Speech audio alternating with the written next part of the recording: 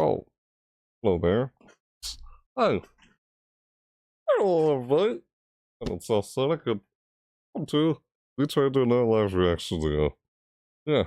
Now, earlier today, I noticed that Ubisoft had their press conference showcase, Ubisoft Forward in 2023. That happened around noon. Sadly, wasn't able to watch it earlier today. No, was not able to, as why I wanted to watch it when it happens live. So I figured, I wasn't able to because I had to go somewhere with some of my family over to something like called kickboxing. Yeah, have some boxing gloves, kickboxing, just something I was doing with my family. Yeah, so I had to go to that, and I wasn't able to see this Ubisoft showcase when it happened live the first time earlier today around noon. Here I am doing it now. The time I'm doing this, so yeah. Just didn't want to do a live reaction video, just to get done and out of the way. Of course. So, I know the whole thing is at least 2 hours and 20 minutes long. That's how long the actual showcase is. I guess, yeah, I'm just gonna react to it as if I have seen it live the first time, even though I'm not. But it's all good.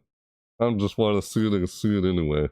I know Capcom already had theirs, but decided against doing a reaction video for Capcom. I didn't even do one for Capcom last year.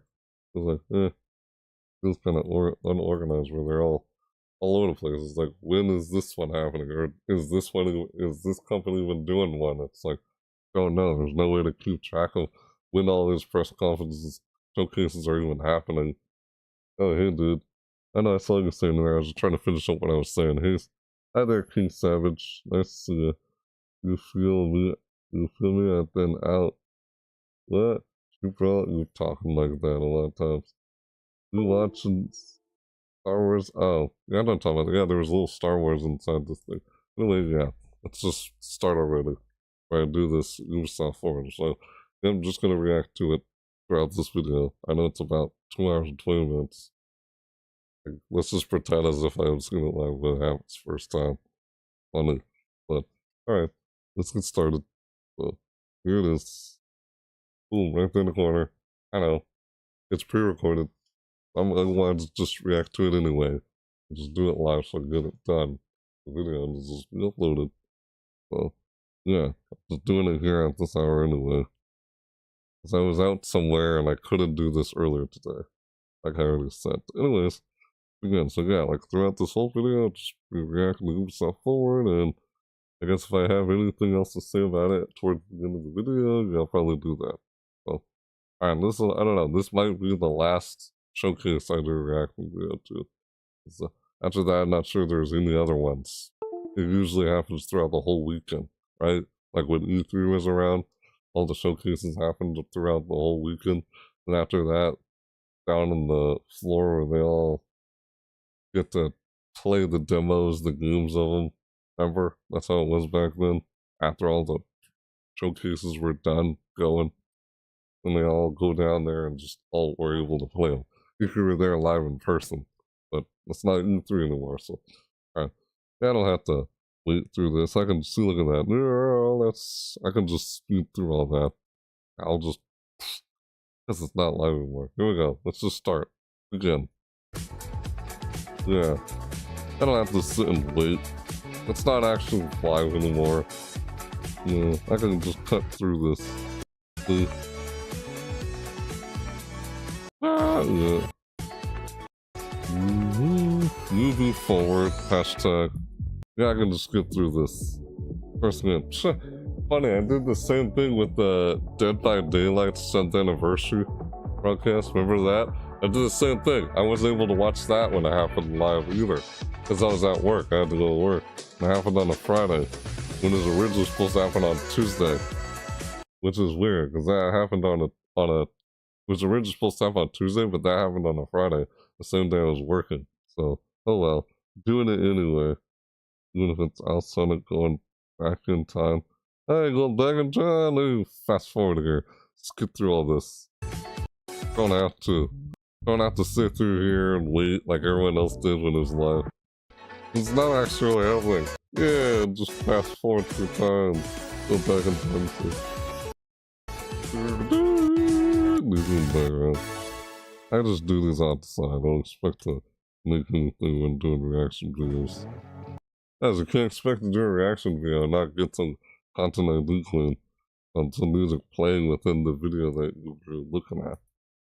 Yeah, they probably like did something where they had the license rights to use the music in their video, where they wouldn't get content copyright ID claim when they had it because they had the license right to use the music. I mean, not that I couldn't get the license right to use the music myself either.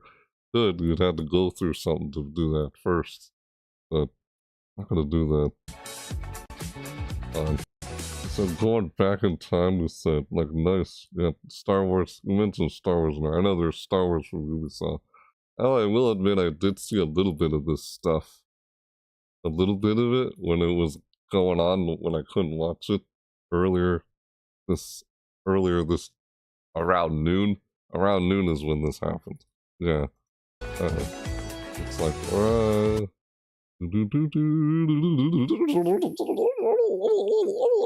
I'll do this. I'll play right there. There we go.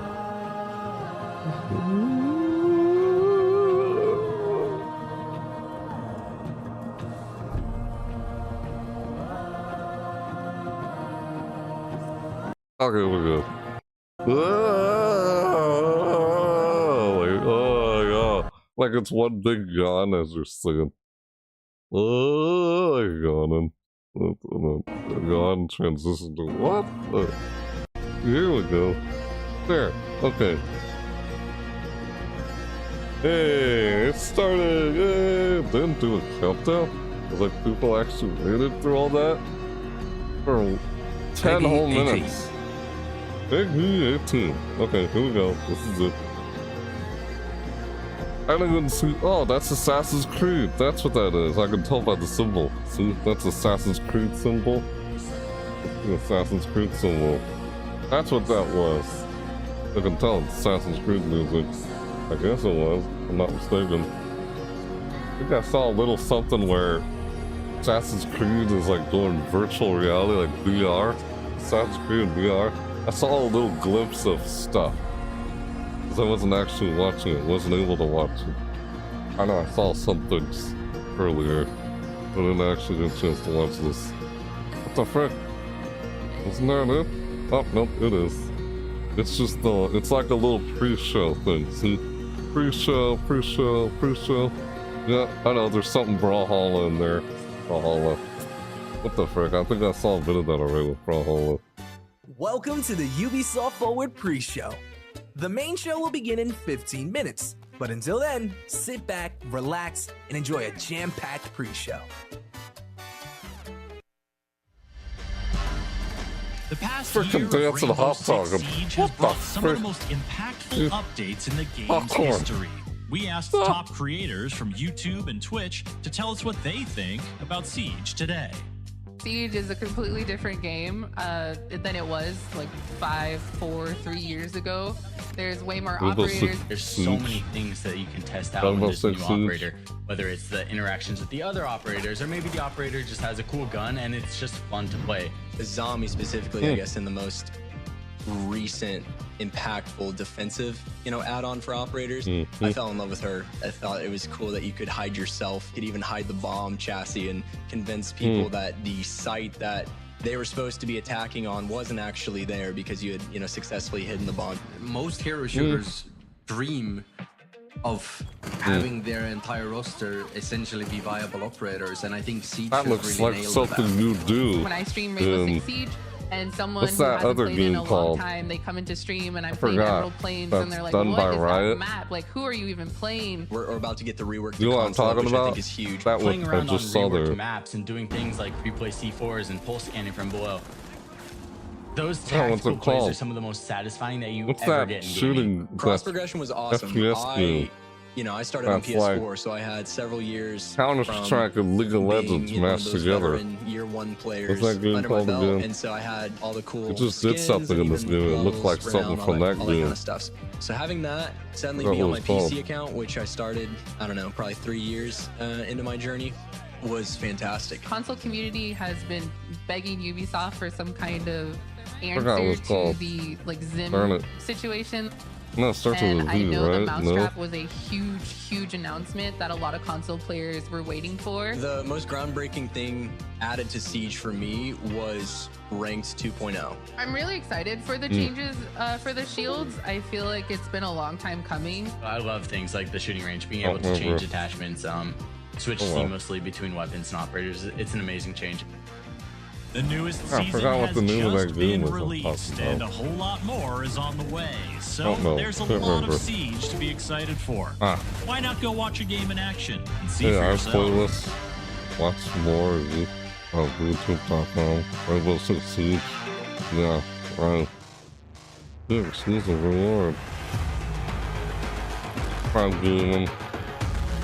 Stuff in prime gaming going on. Yeah, I think I saw that when I was tracking the mouse down right here earlier.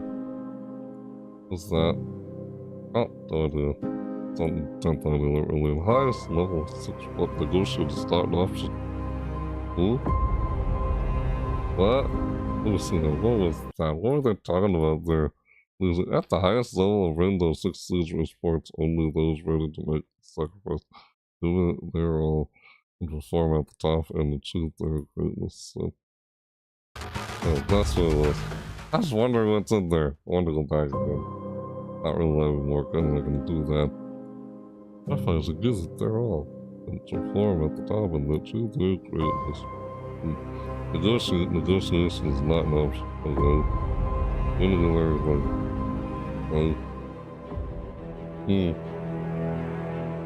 When you experience the adrenaline to play in tournaments, to win tournaments.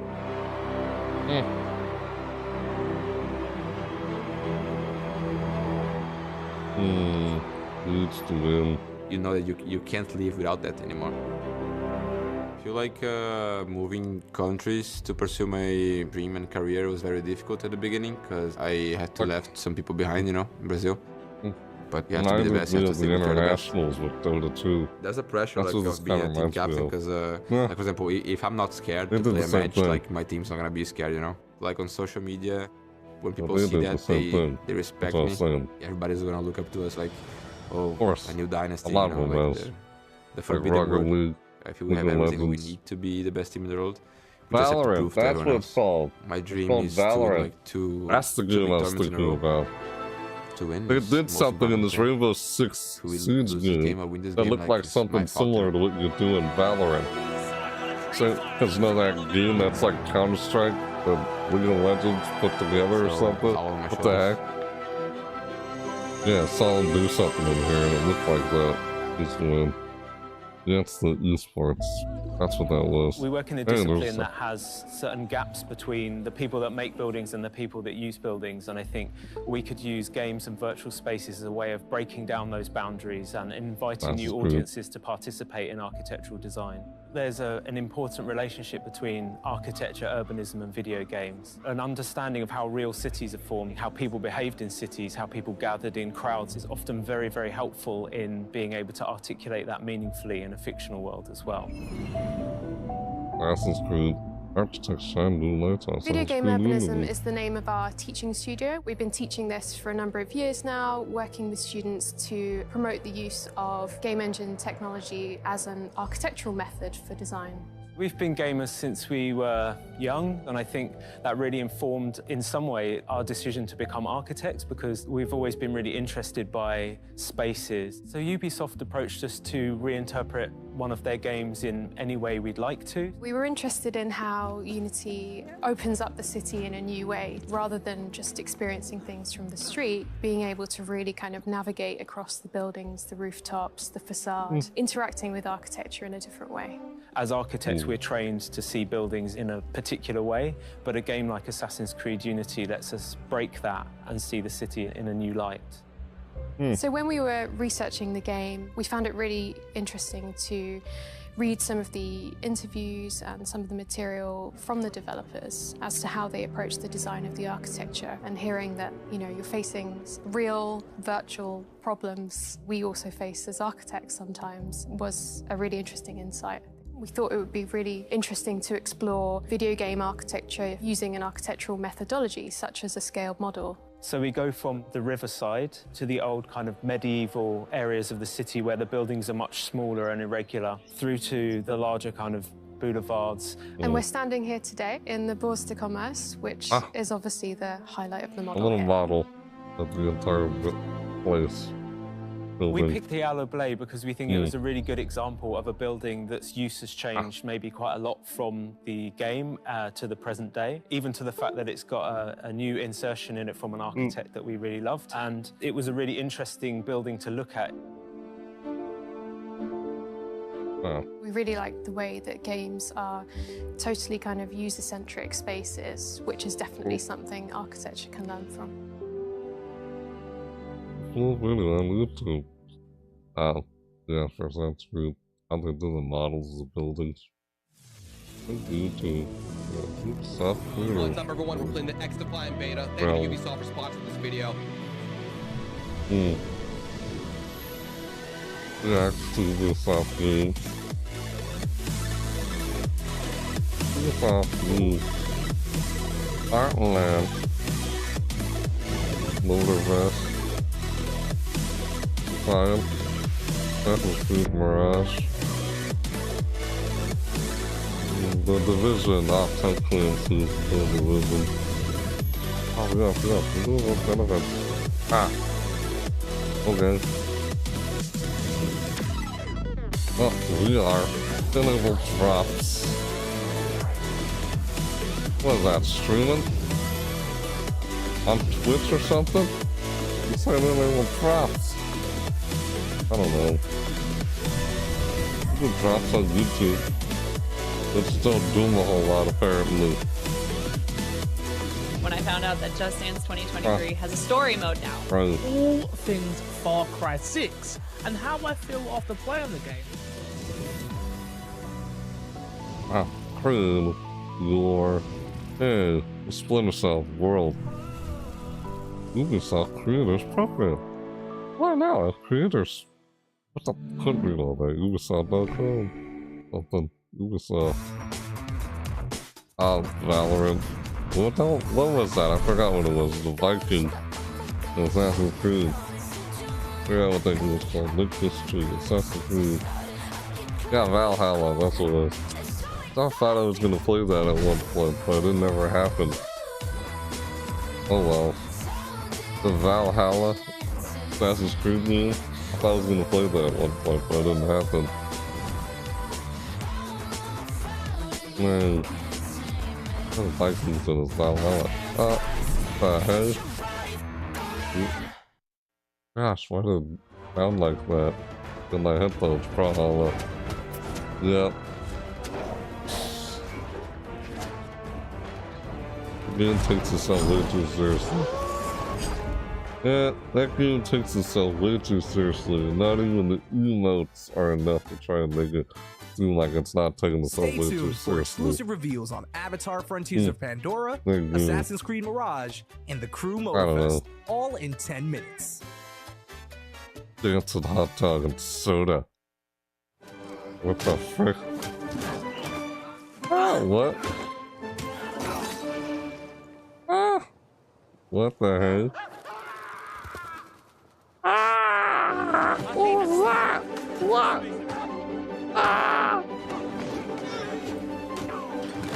I don't even know what happened there. All I heard saw was birds. It's okay to be scared. I know. Ow! I feel tempted to go back and see. What's all the screaming? Let me see here. What's all the screaming around here? What? Nothing. I don't see anybody over there. Why was there screaming? I was like, oh, little beat some heads in. He was like doing that. Like, what the heck? I know. Ow! I kick everyone. You can't hurt an NPC's feelings.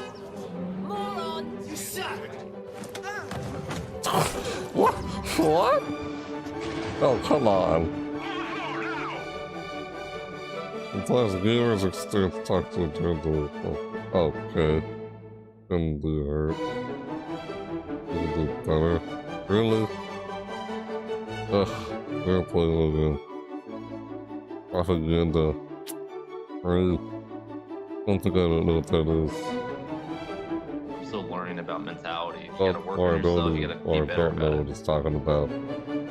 I get it. Hard to tell what is even really. Ubisoft. Yeah, Christine Oh, got blues. I knew it Christine was got talking blues. about. She ain't got it. Unless it's a blue 8, and then we'd be screwed, son. Or unless it's a red Oh shit, she had red? Okay. What the heck?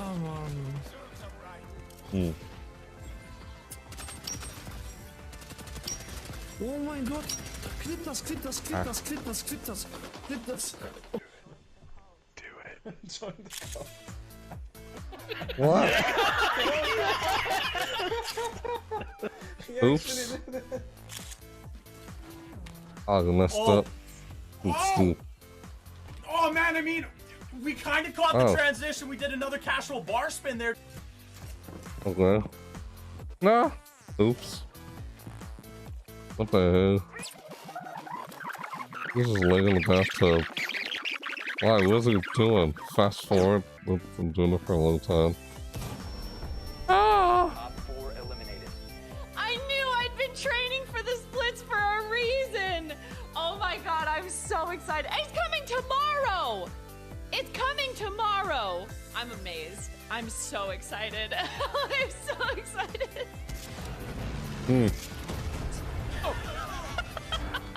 What was that? Did he crash into me?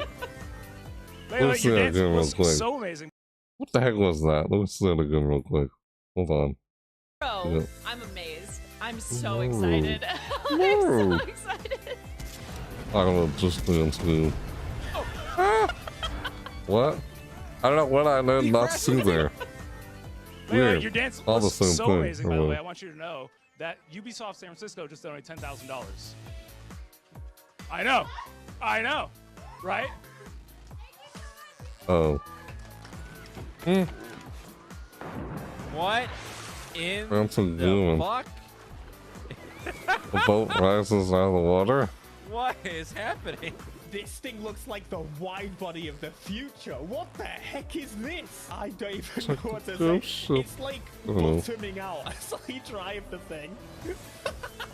Oh, right, that's a thing, I remember. I think we reached 50,000 thanks to Assassin's Creed 2. Really, we did? Oh my god! Let's reach the goal and call it even. Origins. That's crazy, wow. Assassin's That's, Creed we Origins. started at like 13,000 something. So, yeah, getting to the 15 is insane. That's really insane. Thanks, everyone. Thank you for playing. They're saying, have people on money or something. The show's about to begin. Get your snacks, get settled. Ready? Let's go! We want some food. How many times have I seen that before? Can't remember. And Nintendo Switch. It's just dance. Of course it is. Yeah, I figured. Just dance game on social media.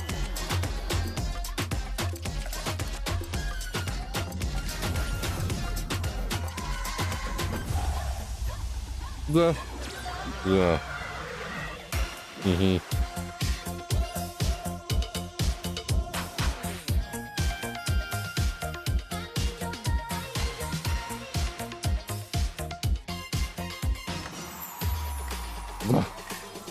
Okay. Nah. I was like, what? Uh-oh.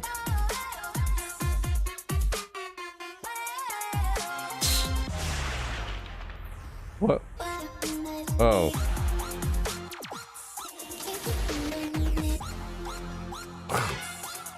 What the heck? I go on the door? What? I don't know, I got confused there. I like banging on the door. They're just Alright. Oh, in person.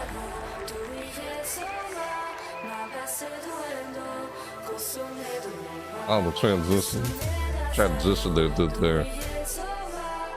That's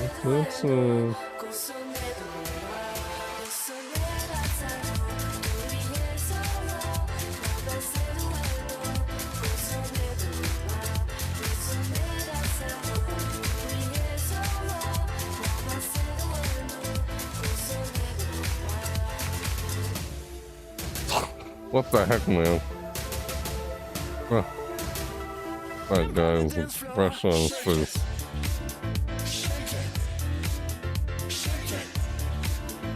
What the what? What in the world? What was that, man? What was that guy doing? I don't know.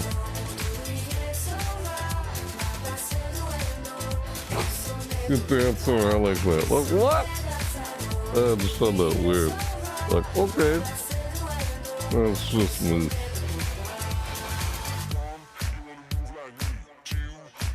Taking their hands around. Ah!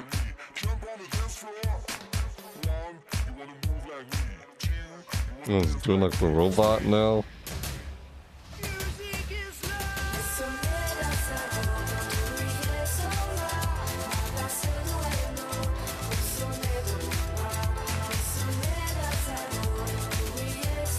So congrats to the finalists.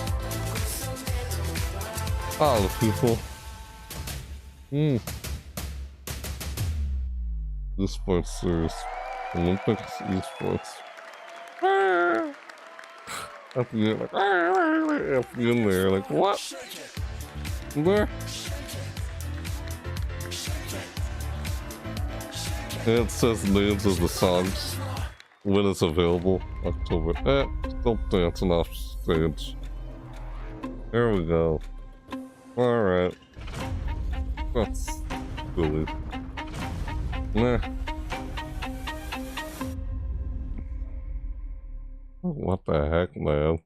I don't know, just found that weird.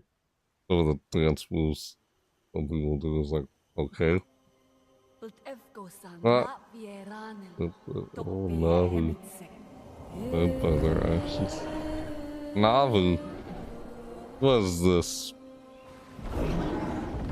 Yeah, I figured it's Avatar, isn't it? When you say Navi, I'm like, what's it? Avatar? Avatar.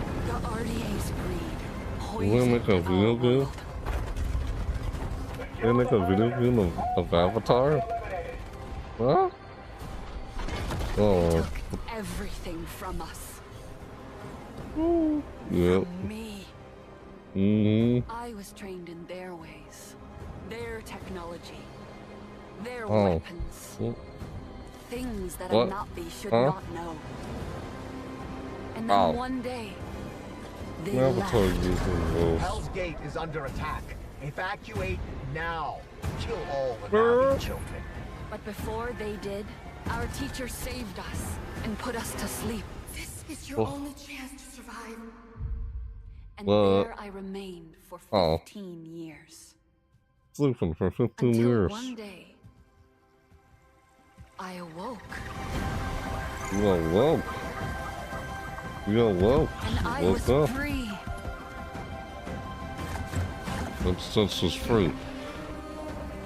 Why did it look like they were underwater there? My world. Oh, you can play Avatar as a video game. Free to decide who I was going to be. Avatar Frontiers. Free to Not the movie. What I was meant to do. Take place sometime after the movie. Oh, the tree. I forgot what they called the tree though.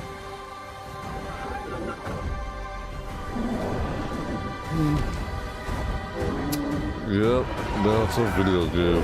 So just a movie. Now Pandora is under attack again. Pandora. Don't let the Navi get in our way. You open Pandora's box. And I have a choice to Pandora's box. You know, there's a box called Pandora. My home. There's a place called Pandora? Right. You just shot, wait, you should just shot a plane with a bow and arrow? Really? Okay. Like a helicopter with a bow and arrow. Let's word it. Oh, it has a bomb on it, I guess? Here, Luke. I was a child of two worlds.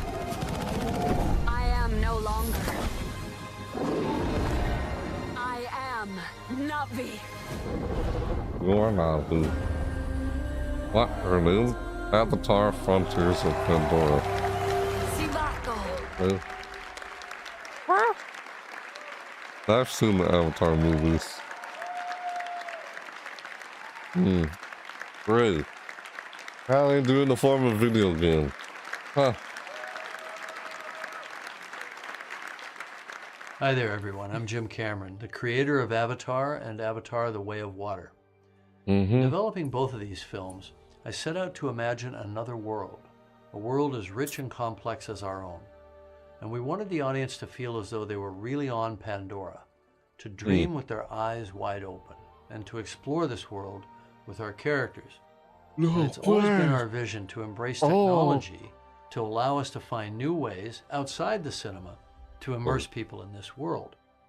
Our friends at Ubisoft share this same ambition, and the team at Massive have been pushing the boundaries of what's possible in games to bring a new corner of Pandora to life. Freaking fly. So with Avatar: Frontiers of Pandora, our creative team at Lightstorm has been able to share their insights with Massive's talented team, who are experts in creating living, open worlds. Together, we'll be able to bring players to the Western frontier with new environments, new flora and fauna, new characters, and an original story that coexists with the events of the Avatar films. We can't wait for you to join this adventure. And we look forward to welcoming you back to the world of Avatar once again. Takes place like during the movies or after the movies? Didn't say, just the events. Hello, everyone. I heard in the movie. My name is Dieter Deenfeld, and as the game director, I'm proud to be representing the team behind Avatar: Frontiers of Pandora today, and excited to share a sneak peek of what we've been working on. Wow. In this all-new story, you'll set out on a journey of discovery to unravel the mysteries of your past, learn what it means to be Navi, and explore new parts of Pandora on land or together with your trusted Banshee in the air. Our ambition is to create a playground where curiosity is rewarded. This tangible and highly immersive first-person I just feel like I've heard that name before. will allow you to closely connect to a beautiful open world, touch and interact with it, using your size, your superhuman strength, and your natural agility to gain the upper hand. As the Navi say, Sivako, let's rise to the challenge on December 7th. Until then, we're delighted to show you a glimpse of this adventure. So prepare to lose yourselves in the beauty and the danger of the Western frontier. Thank you. That's nice. Alright then. Great. Snowdrop. Ubisoft. What? And there's one of the flying things, I forgot what they're called. From the movie. Welcome to Avatar: Frontiers of Pandora, a first-person action-adventure game that invites you to explore the engaging world of Avatar in an immersive open-world experience. I'm Didi Deenfeld, game director, and I'm excited to reveal what's waiting for you on Pandora. The story of our game begins when the RDA expands their operations to the Western frontier. John Mercer, one of the leaders of the RDA, abducts you and other Navi children from your home to teach you the ways of humans, hoping to mold you and turn you against your own people. But his plan is interrupted by the Battle of the Hallelujah Mountains, and you are put into emergency cryosleep. Yeah, right. When you awaken 15 years later, you are a stranger in your birthplace. Knowing the dangers posed by the RDA, you set out to take them down and look to secure the help of other Navi clans. Initially, you're perceived as an outsider So you have to reconnect with your lost Na'vi heritage to gain their trust. On your adventure, you'll find your own path as you discover what it means to be Na'vi. You'll explore new regions of Pandora, each with their own unique biomes. The Kinglor Forest is a lush rainforest brimming with life and dense vegetation in the shade of awe-inspiring floating mountains.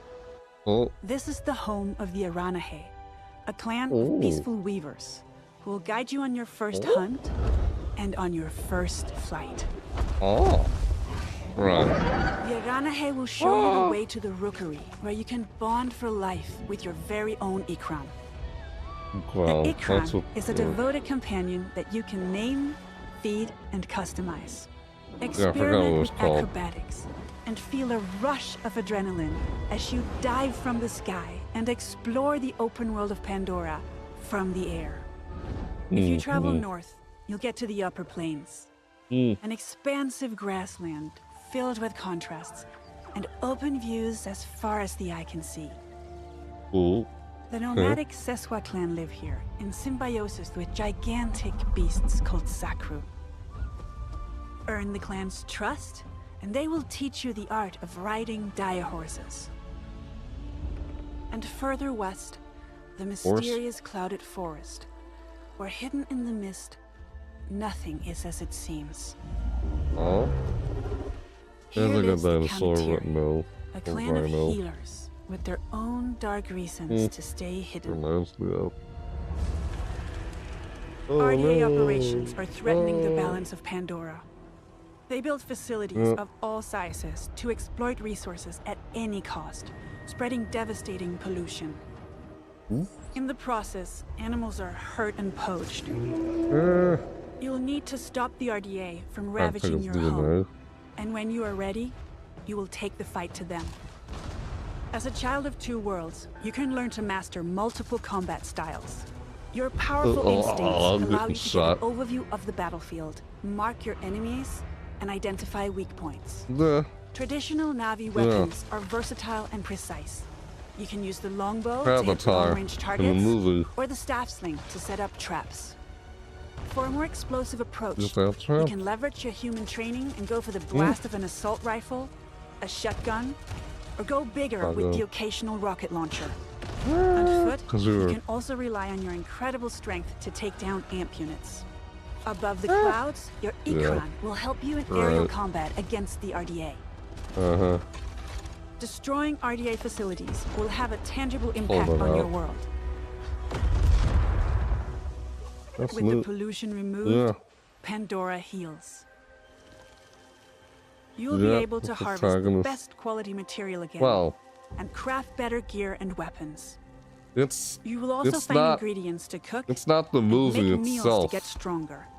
It's a game called Avatar Frontiers. What it truly means to become Na'vi. They said it takes place skills by connecting from the events of plant and the learn movies, from the memories of your not. ancestors. It's not one of the movies at all, though. Can improve many aspects of your character, such as your natural agility to move through the world, your stealth approach when hunting or fighting. You're playing as a different character. Or the handling of your weapons and mounts. It's not the protagonist of the first movie, though. Avatar: Frontiers of Pandora is a captivating action-adventure game. Like, it's still somehow connected with the events of the movies, but PC. You will be able to play the full story campaign in single player, or with a friend online in 2-player co-op. We invite you to explore this world of wonder. Become Na'vi, and take down the RDA to protect Pandora.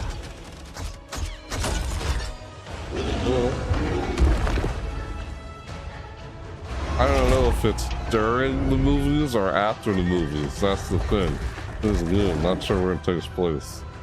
But it doesn't have, it's not the first movie itself, though. It's called Avatar Frontiers.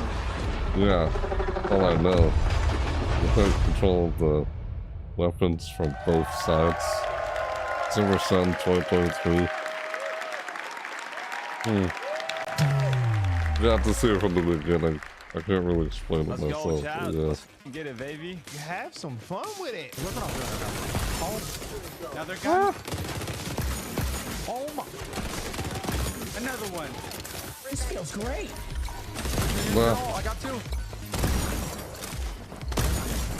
Oh my. Oh! The kill streak! I'm going crazy! I'm going X Games mode! You should do it. Well,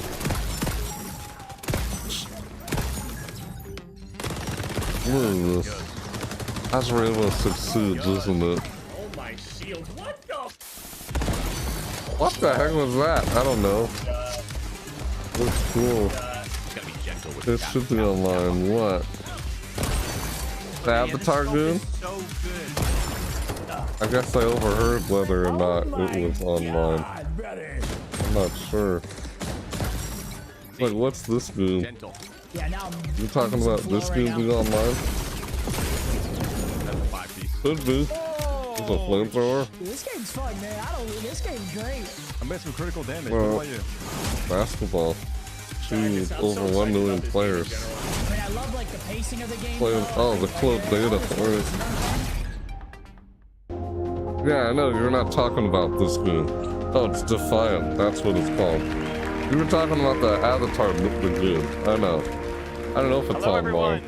It said, well, I guess there's multiplayer in it. Mark Rubin, executive producer on There X it Defiant. showed it, though. What you just saw was a collection of live clips All and right, I get it, reactions from people. players streaming our game during our closed beta test in April. Yeah, you and were we've talking been about the Avatar absolutely game. I overwhelmed figured. by the amazing response to our game from players all over the world.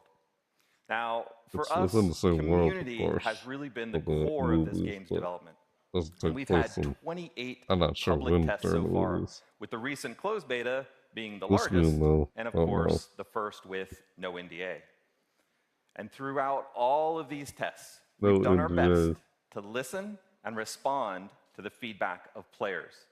So thank you so much to the more than 1.5 million players who have participated Hey, in those Lil, tests. you said I'm And not the into countless this game. creators and streamers who Too shared their footage and feedback about too X Defiant. generic. It's like Call of Duty, Now but in we're a ready to look different towards the future. style. We are currently planning But on you launching can, later this summer.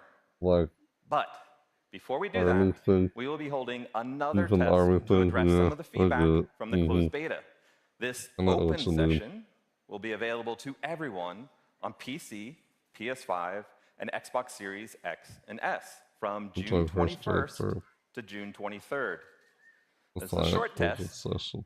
but we are opening it to everyone to get as Think much about it. feedback as possible on It our is new new. netcode, our controller tuning, and of Military course, to army stress out the thing, servers yeah. as much as possible. I get So it. if you have not played X Defiant yet, this Nope. is your chance.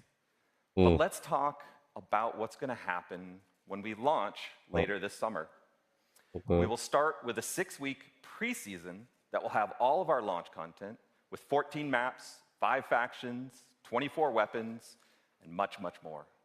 Mhm. We then move into our year 1 content schedule, which is packed with some really exciting content, with Army 4 of brand Axis. new meta-changing factions, each with unique characters and skills, 12 new weapons, and 12 new maps. That's 1 new map every month, all inspired by Ubisoft's amazing worlds. And I think you may really be surprised at where we go. Ubisoft. Year 1 is But- really going to have a lot of great gameplay content, all Wow, I focused thought it was on kinda creating boring. a fun arcade Mm. FPS experience. And we are committed to staying alright. true to our community and to strive to make X Defiant the best place to compete and have fun. Now, it's been quite the journey to get to this point. So thank you again to all of the players that supported X Defiant so far.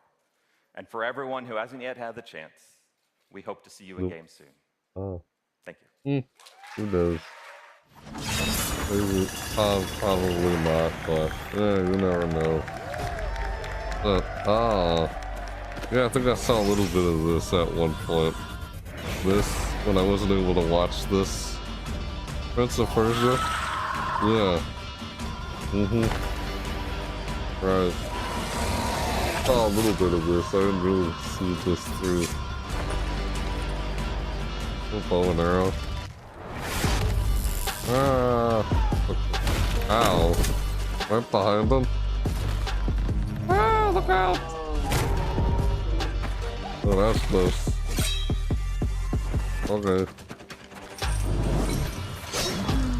Ow!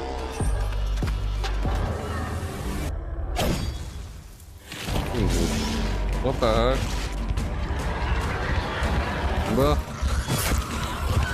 Ah, the door!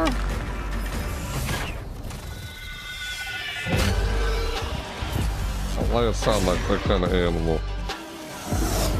Uh-oh. Why does that look like a lion with wings? Is that a chimera? Ow. Right into the wall. Oh, yeah. Yeah, it looks exactly what I kind of thought it did. A little bit. Like a chimera.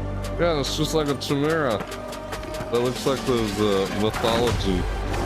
Greek mythology creatures called chimeras. Greek mythology. Ah! Ooh, what was that? Why did it sound like Prince of Persia Lost Crown? Why did it sound like someone broke limbs? The sound effect. Weird. January 18th, 2024. Hi everyone. Just drop it's down so on exciting to be with you today. About 30 years ago, in 1989, I discovered a great action-adventure game, both challenging my skills and respecting my cleverness. Oh. It was Prince of Persia. Okay. I am Muniradi, game director of Prince of Persia: The Lost Crown. Okay. The Lost Crown.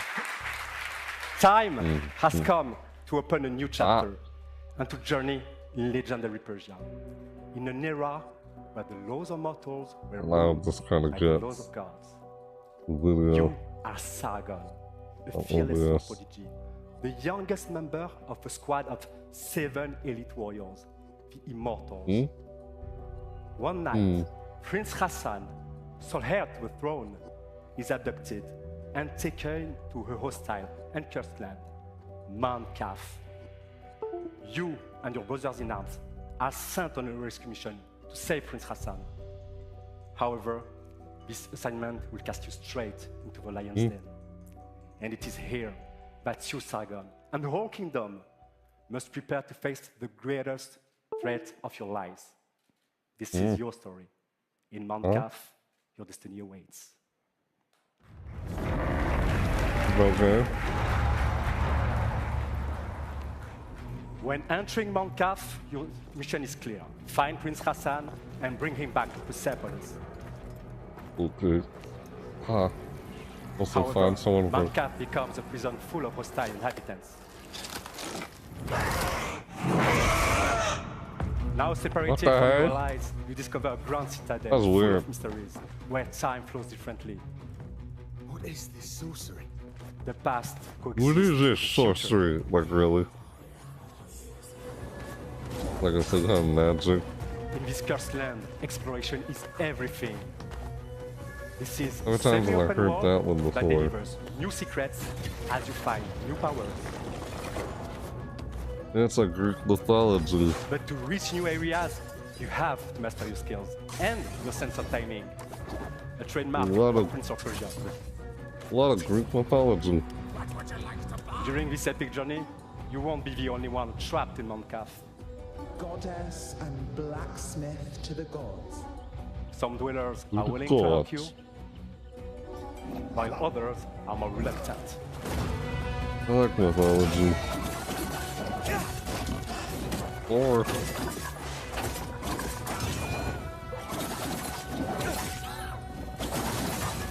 but Sargon is a swordsman like no other. Chimera animal. He is a fierce warrior, known for being elusive, ruthless, and extremely skillful on the battlefield. Ow. Fueled by anger, he constantly puts his life on the line to perform What the heck? devastating attacks. Okay. Ow! Oh, Time powers are back. But this time, what the hell was that? Not only in your hands. What was that?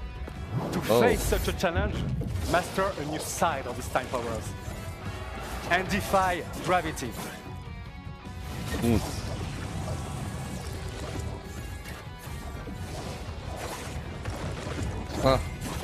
By combining all these skills together, you can express your creativity to solve Mancap's mysteries and execute brutal combos in epic combats.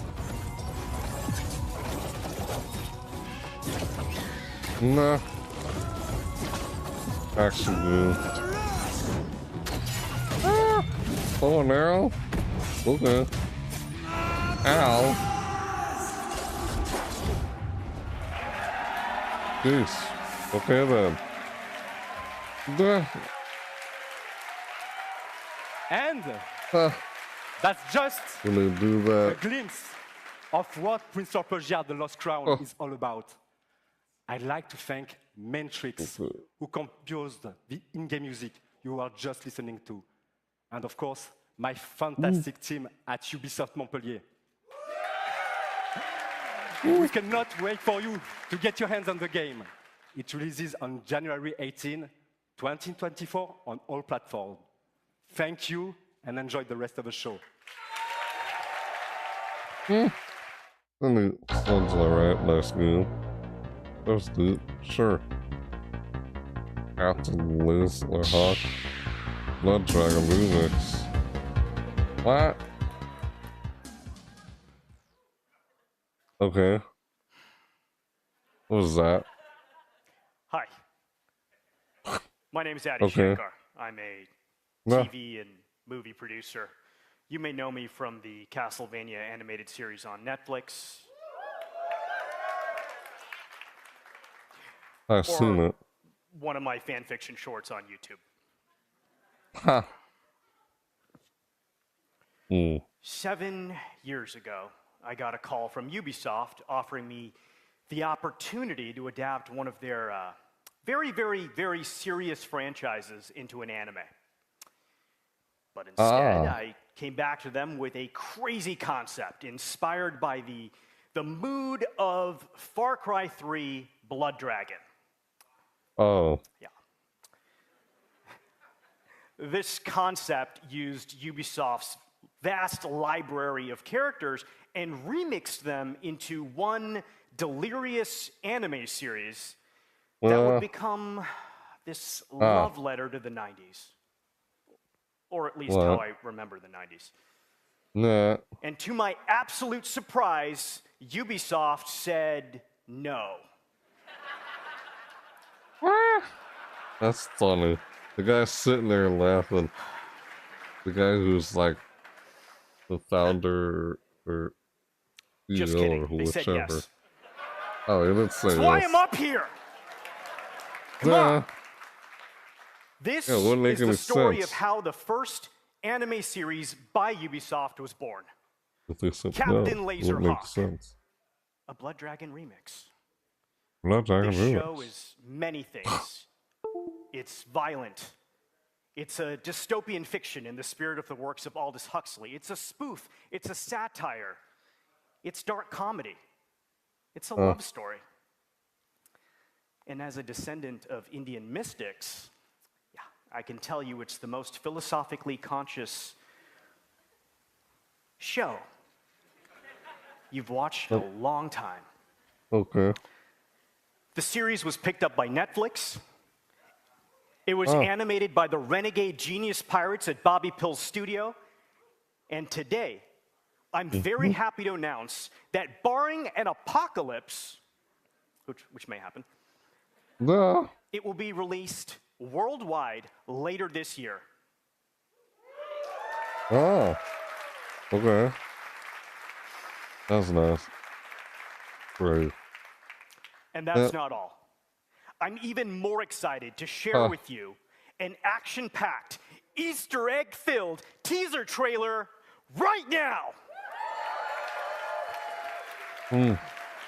Oh, let's show a trailer of the thing. You want to be entertained? Don't change the channel. Don't change the channel. You want to be entertained. Your world. What the heck, man? That was silly. Just got remixed. What the heck? Oh, that's so weird. Oh, come on, why do that? Join the What revolution. the? Assassin's Creed? Seriously? Oh my god. Let's do this.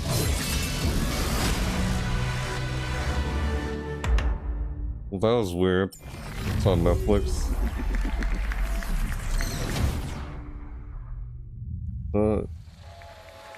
Indie silly thing. Oh, okay.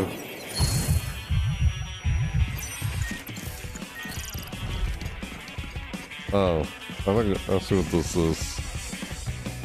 This game? That's all.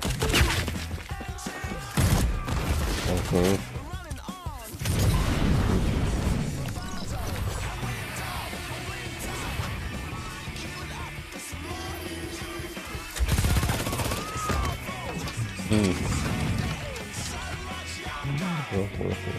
What? He was just here, wasn't he? Uh-oh. Yeah. A little disgusting.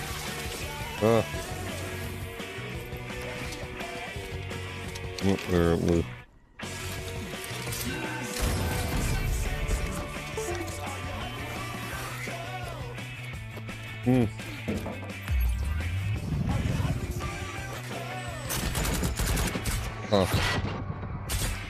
This is blocked. Riot shield. It just falls over. Okay. Well, this is all. I have that color. Okay, what? The grenade. How is it rolling? This is that Tom Clancy game. Yeah, the Division Resurgence.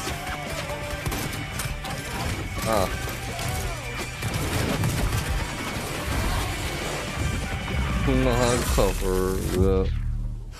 Fucking the vision. I was on the phone. Okay.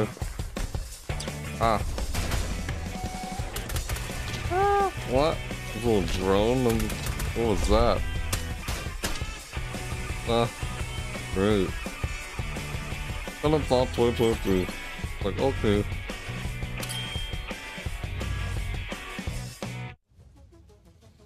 Remaster now. Unlock unique rewards at launch. Shooters. It kind of reminds me of Gears of War. Remember that a little bit. We had the behind cover It's an honor for us to be here with you today. thing. We're home free, and this is our song Skull and Bones. What? I didn't really hear it when you said there. That was quiet. The seas forever roll, yo-ho, till I'm not but skull and bones, yo-ho, yo-ho. What the heck? Yeah, little pirate music. Oh, is this?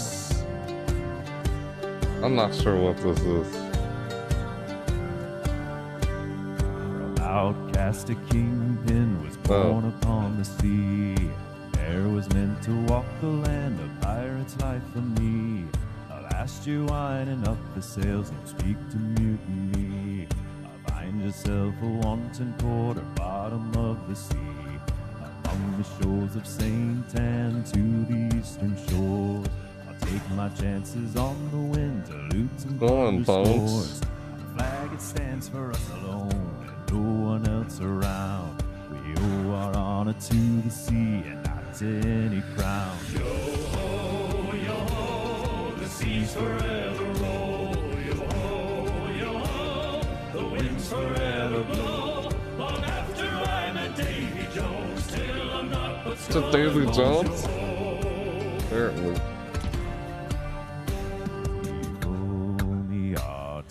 Bring her out. Oh, you just slapped him. Why? A pirate's life for me, I found. A pirate's life for me, I found. Okay. The seas forever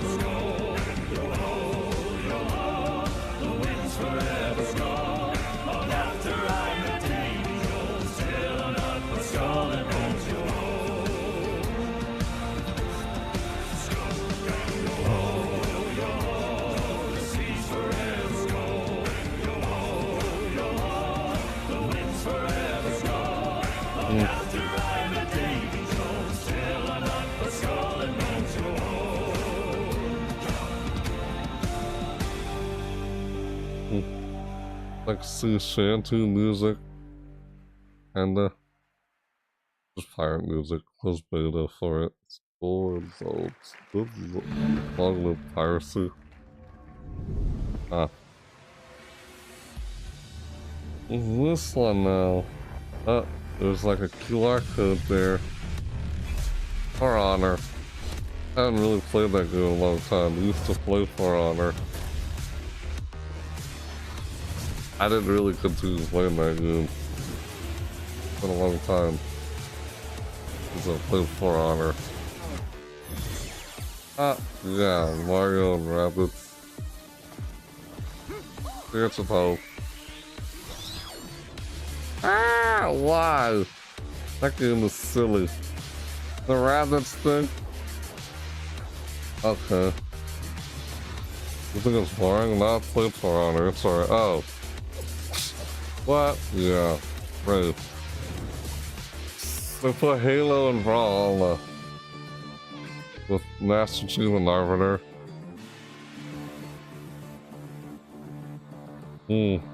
Alright, learn to hear that.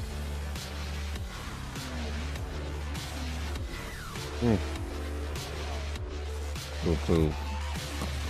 Our Republic.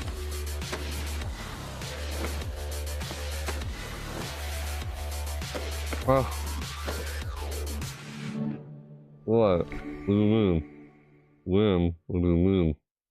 Those are all just a bunch of different games. Oh. Yeah, there's Rayman. Oh.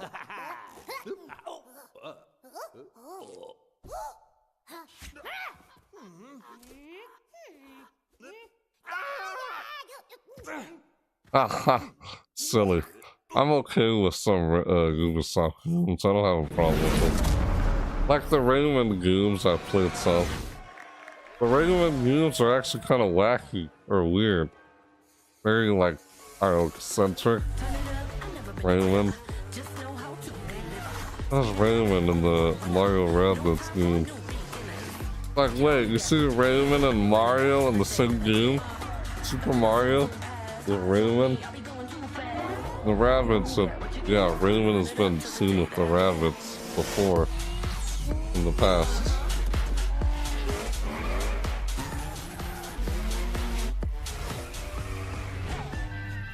Rocksmith. Yeah. Alright. I don't know why it's delayed. Your message is shown up on screen.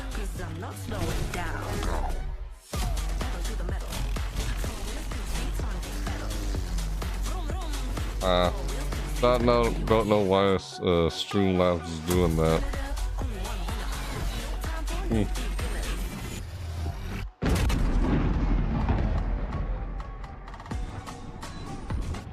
The Crew Boulderfest? You said then we were talking about the game.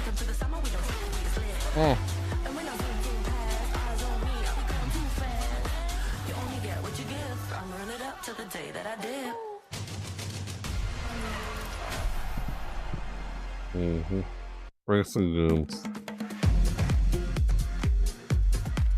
I play very few of them other than mostly Mario Kart. That's just me. Thank you, guys. Thank you, everyone. Okay, yeah, I think I saw a bit of this. The Crew 2 took I saw a bit of this already earlier. Each month, millions of thrill seekers, but I missed it. Well, I wasn't able to see this. Are enjoying, playing, eager to see what's next. I am Stéphane Bellet, Creative Director of The Crew. Thanks.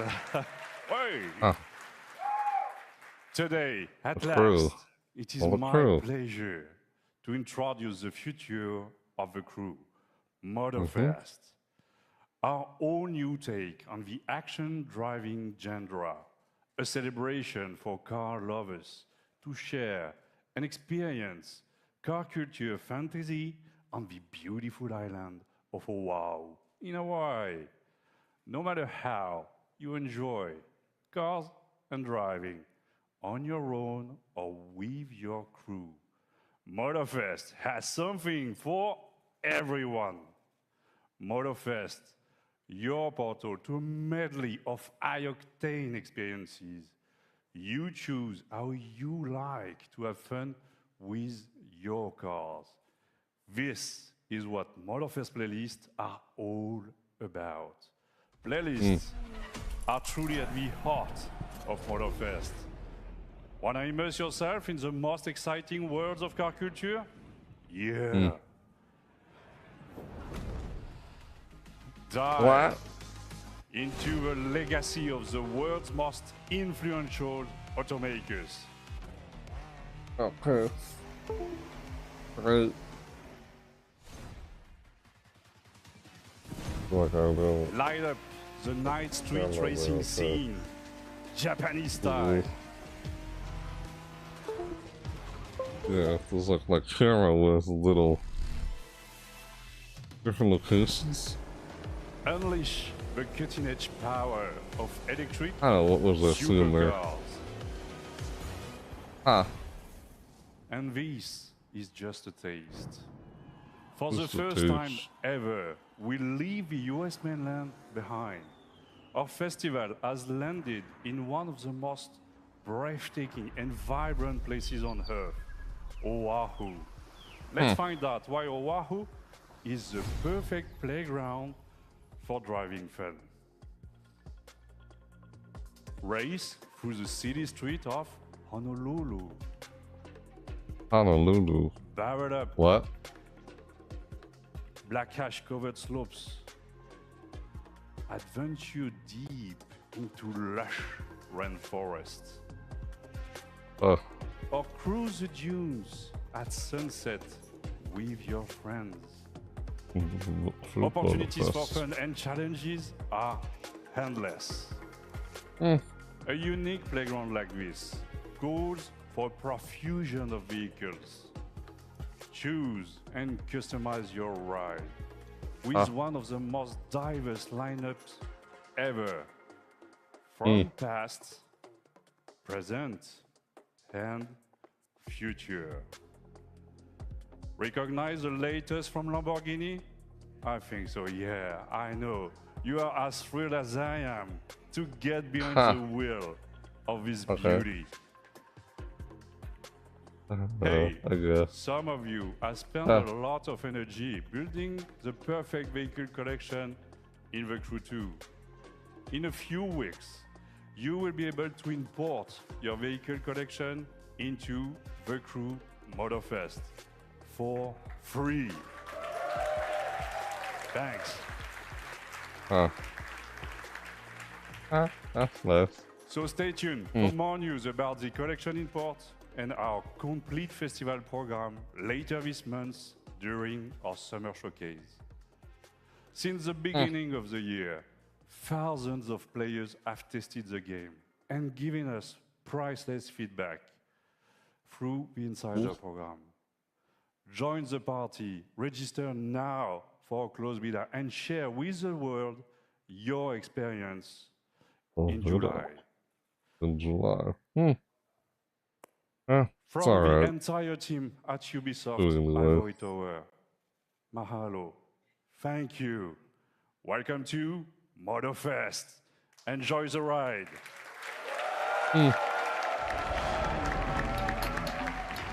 I never played very many car racing games.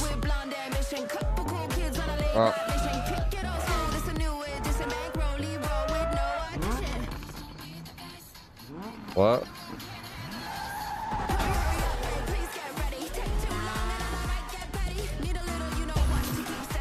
That is a car, but I'm not interested. Okay. Go that way.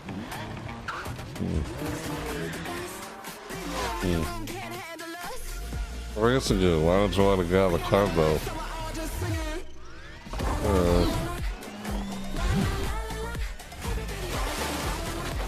Oops.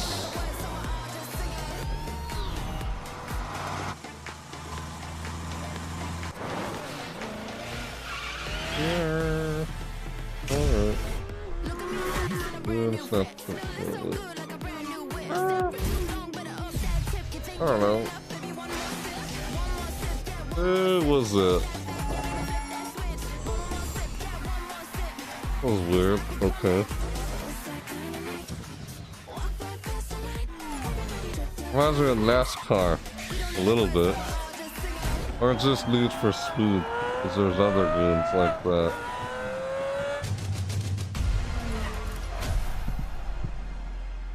Yeah, it's like a lot of other racing games I've seen. Kinda, yeah. Pretty much. How does that look like to me? Meta Quest? What? Oh. Okay, I think I know what this one is. Yeah, alright. I saw a little bit of this. Yeah, like I said, wasn't able to watch all of this. I only saw parts of little tiny parts. Barely paying attention because I wasn't able to watch this earlier today. Assassin's Creed in VR? Yeah. That's cool. I would probably play that if I ever get the chance to.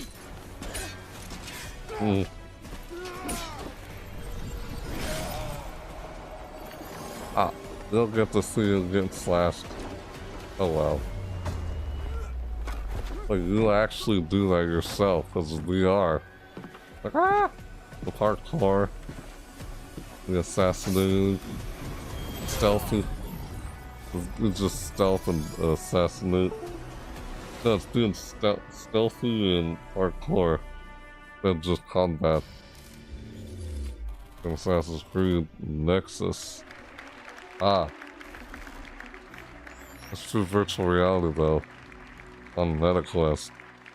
Yeah, I don't have MetaQuest, so MetaQuest 2 probably won't be able to play that if it's not on anything else besides just MetaQuest 2. Hi everyone. I hope you enjoyed that first look at this exciting new way to play Assassin's Creed. Coming to MetaQuest this holiday, Assassin's Creed Nexus will push the boundaries of VR and let you become the assassin. You will feel what it means to parkour, fight, and be stealthy in new memories from 3 legendary assassins, Ezio, Cassandra, and Connor. I cannot wait to see our players feel the thrill of virtual reality in the Assassin's Creed universe. But there is more. Nexus is not the only game that will offer new ways to play Assassin's Creed. Assassin's Creed Codename Jade is our first open-world RPG game on mobile. It will take you to ancient China in a time of intrigue and conspiracy. In this brand new adventure, you'll experience the iconic Assassin's Creed gameplay for free, anywhere, anytime. On mobile? I'm glad to announce that you can register now for the upcoming beta. Here's a glimpse of what you can expect. That's nice. It's a mobile game, Assassin's Creed. Jade. Codename Jade.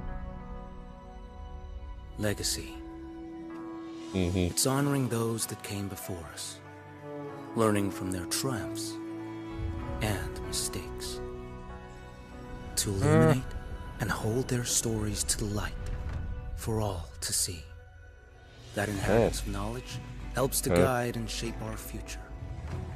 Now it's your turn to build on those foundations and rise to even greater heights. To step out of the shadows, see how much there was left of this. To make your own legacy.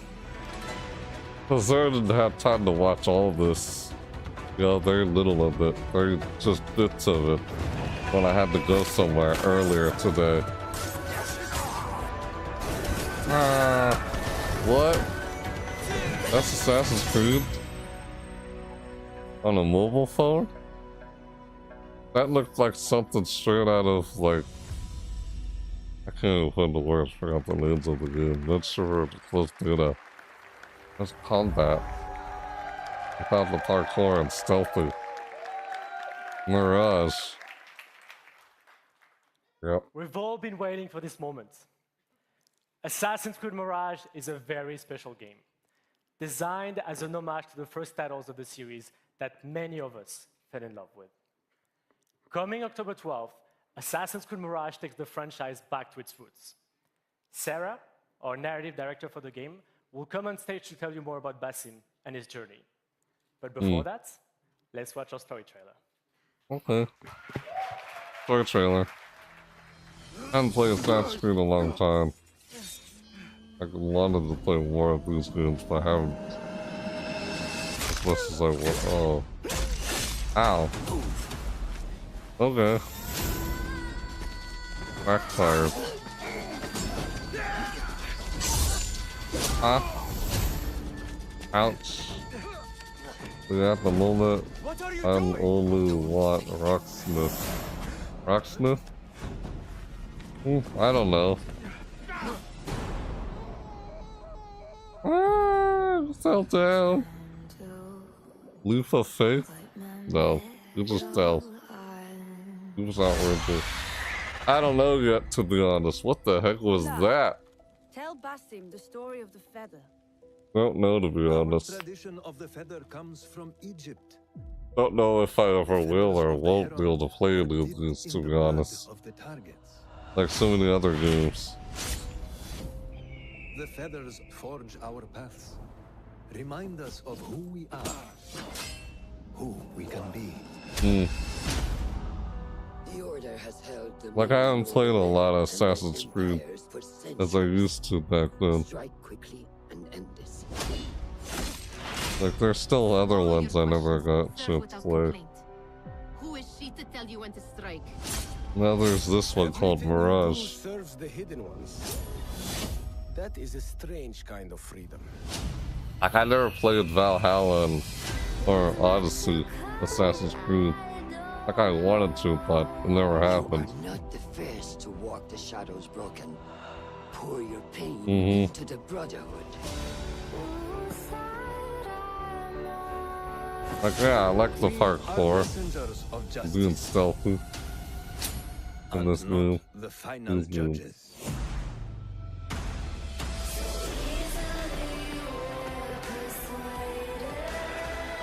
He knows not what he is. Have you not wondered that's your nature? Wrist blades. Parkour, I like parkour. Free running. I do that kind of in real life. October 12th is like, yeah, I do free running parkour in real life. You know they do that in Dying Light 2, remember? Same thing, parkour. But yeah, the Dying Light 2, yeah. And they do it here too in Assassin's Creed. What does it mean to be free? What must be sacrificed in the quest for freedom and justice the hidden ones fiercely pursue? How can you find your path and fulfill your destiny when you don't know who you really are? As he grows from street thief to master assassin, Basim thinks he has found a sense of purpose as a hidden one, working in the dark to serve the light. But his nightmarish visions keep haunting him, leading to more questions with no answer. In Baghdad, seeking the truth comes with a price. The capital of the Abbasid Empire, one of the richest, most diverse, and most advanced cities in the world, is at a turning point of its history. Unrest is growing, seeding a revolution against corruption and arbitrary justice, an uprising that will turn the tides of history and change the lives of everyone. Childhood friends, fellow hidden ones, as well as newly formed allies and enemies will shape Basim's adventure. But his horrific visions are the face of a struggle that he can only handle alone. There is a lot to look forward to in Assassin's Creed Mirage, and the best way to make you understand our unique Back to the Roots experience is to show you the game. In the following gameplay walkthrough, we meet Basim right after the assassination of his first main target, as he reports back to Roshan in Harbiya's assassin bureau. Enjoy. Okay. Okay.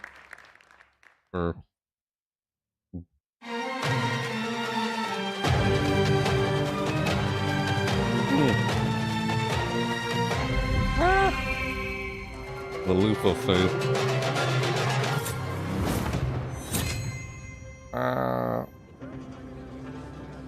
Got him from behind. Uh-oh.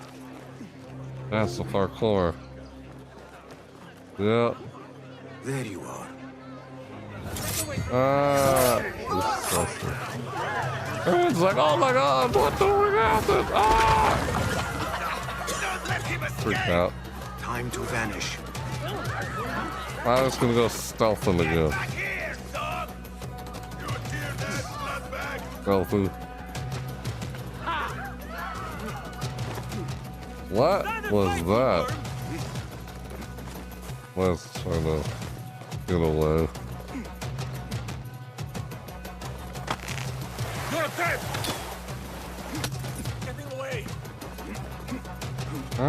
Yeah, it's trying to run away. How are they still following them? It's like, was he already like up there? Does it just try to blend in? Oh, or not. It just goes inside. Alhamdulillah. Used to do that in the past games. I am glad you are safe. I guess it just got away. Alhamdulillah. A first of many achievements to come, Basim. We should only hope. There's still much work to do. While our focus was on Al Ghul, Fulov quietly scouted the city for where we could erect more bureaus. I have found dwellings in 3 districts that are most unassuming. Ibid and Rebecca have arrived from Alamut and set off to Al Abyssiya and Karh. I will make my way to Sharqiya shortly. And I will join Rebecca in Karh. Look like her name is corruption is Roshan. as common as the arid air. See Abu Ja'far about some things he's been working on. Then come find us. Alright. Yeah. Have a look, Basim. I may have something that is of interest to you. You can choose your tools. A blow dart now in this game. You're like a Viking in one game. My thanks, Abu Ja'far. Or a pirate.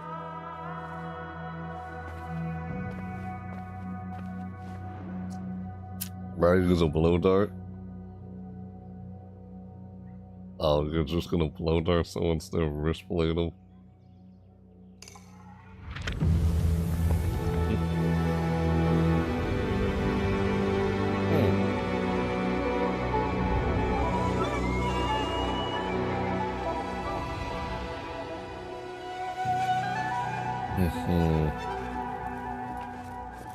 Yep. This is the place. What do you see, Enkidu? A bird. Let us reconsider the approach. Uh-oh. Early. The leap of faith. Been doing that since the first game. Yeah. Was it Ezio and Altair? Characters from the first game. First or second game. Act as usual. That guard who likes me said she and Ali's followers are trying to overthrow the prince. What madness! They will surely fail. Dude, blend in. I like how you were able to do that in the previous films. Oh, you still do that again in this one. You know what? You weren't able to do it some other point in the S2. That's good. I just blow darted though. He was like, what the frick just happened to you? Oh.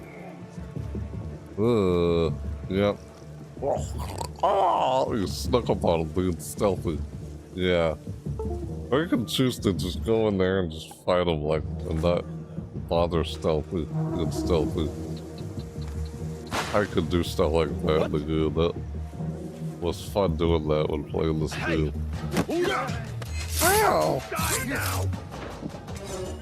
Ugh. Oh, you threw a knife at him but after just gotten the guy. Did something similar like in Dying Light 2. Yeah, like what we just did there. The sky is safe, my friend. Survey the area, Enkidu. There is my target. You see through the bird's eyes? Unusual. Like a drone, I guess. And why you see through the bird's eyes? Uh-oh, you really want to do it there? Are you just gonna use the blow dart there? Just slap someone. It's heavily guarded and surrounded. Oh.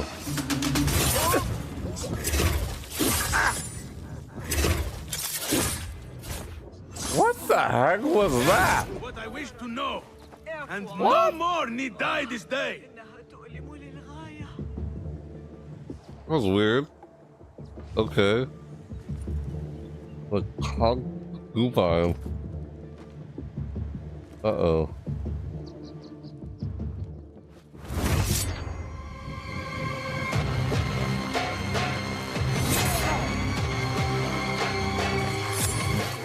Thank you so much.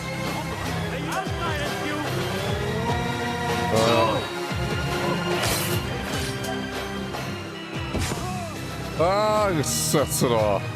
I was waiting for that to happen. Ah! What the heck?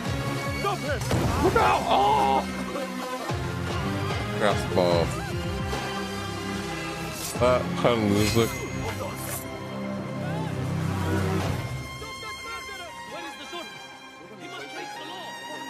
Yeah. I'm like, ah, you're lost in the crowd. It's like, where did he go, man? Gone. That's how the past like first two were, like the original Assassin's Creed. This is what the gameplay was like in the first Assassin's Creed game. First or second one or third one, yeah. Any other ones like Assassin's Creed Black Flag or something, like you were a pirate and a Viking? They kind of stopped doing that. Yeah, they stopped. I think I can barely remember, but yeah. I wasn't sure if you're still able to do stealthy. Hello, everyone. So first, so much anymore. I want to start by saying thank you to all gamers all around the world. It's just combat, like it's thanks to you that we are here today. You are at the heart of everything we do. And to all Ubisoft teams around the world as well, I would like to say a big thank you.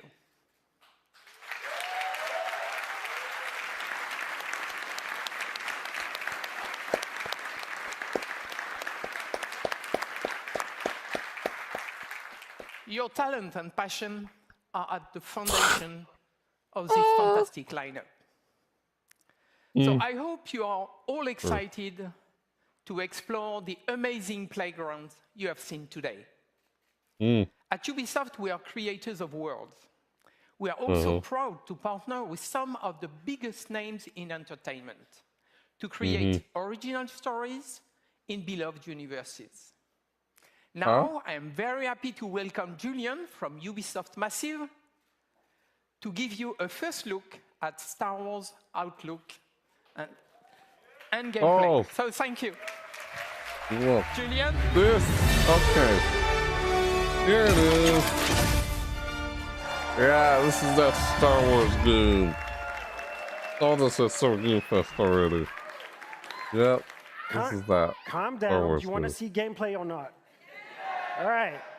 Let's get over the speech and let's get to the game. Sure. Star Wars Outlaws takes place in a time of great civil unrest across the galaxy. For some, this is a time of turmoil.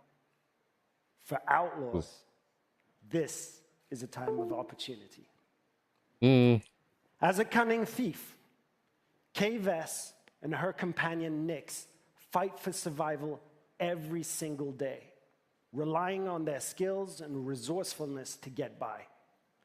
As they struggle to make ends meet, Kay and Nyx dream of the day that they will finally be free. But while seeking this freedom, Kay unexpectedly becomes one of the galaxy's most wanted. Uh-oh. Yeah. So to free herself from the bounty that follows her, Kay will need to pull off one of the greatest heists the Outer Rim has ever seen. As they navigate the underworld, caught between criminal syndicates and vicious, ruthless villains, Kay and Nyx will manage their reputation by taking on risky contracts and navigating complex relationships, all whilst avoiding oppressive imperial rule. Kay and Nyx's journey will take them across the galaxy through stunning, varied open-world locations and the wilds of space. One of these locations is Tashara, a moon that features windswept savanna and amberine canyons. Carved into Tashara's striking landscape, the city of Miragana serves as a central hive of scum and villainy. Kay and Nyx will encounter several criminal syndicates that learn that everything is measured in the value of influence, reputation, or cold, hard credits. This presents an abundance of opportunities and dangers for a young, ambitious scoundrel like Kay. On behalf of Massive in Sweden, along with Ubisoft Annecy, Barcelona, Bucharest, Chengdu, Milan, Montpellier, Paris, Shanghai, Toronto, and our amazing team at Lucasfilm Games, it's our privilege to present to you this first ever look at Star Wars Outlaws gameplay. I saw that sort of Game Fest, but okay. Gonna show more. If you're willing to take the risk, the galaxy is full of opportunity. Thank you. See ya. Okay. Yep, here we go. Snowdrop. Yep, seen this again. They should have, I think they showed like a trailer for this game during the Summer Game Fest. They did. I was like, why would it be the same trailer they showed before? I don't know why. That'd be weird.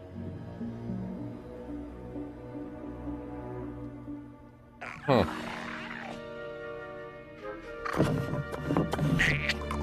Nah, that little, this little tiny guy. Nah. Ha. Like some little tiny pet. Good boy. Nah. Gosh. For parts by tomorrow. On it. That. All right, Nyx. Let's go get paid. We'll get paid. Oh. That worked. Ow. This. Okay then. He's stealthy in this game too. They take our credits now, but what stops them from stabbing us in the back? Yeah, I don't think I saw this at Summer Game Fest. This is a little different.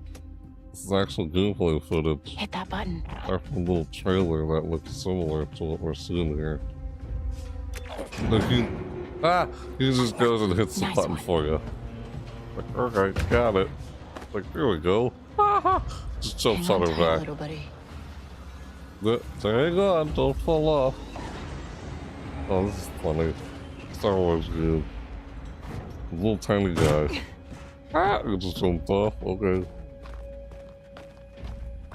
Let's just walked up and pushed the button.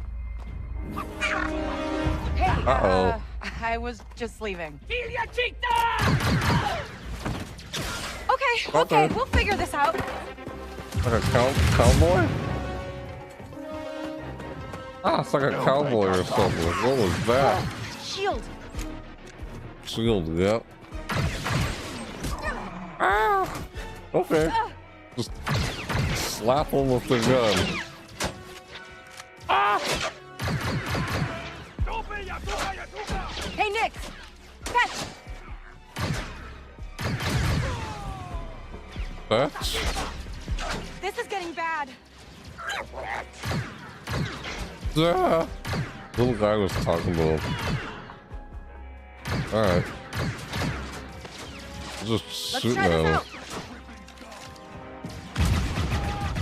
Okay.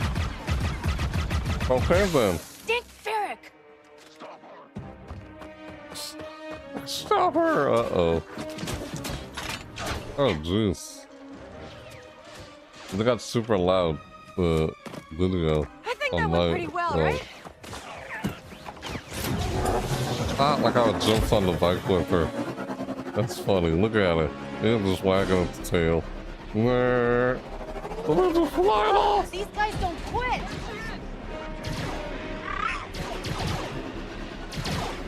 Hang on!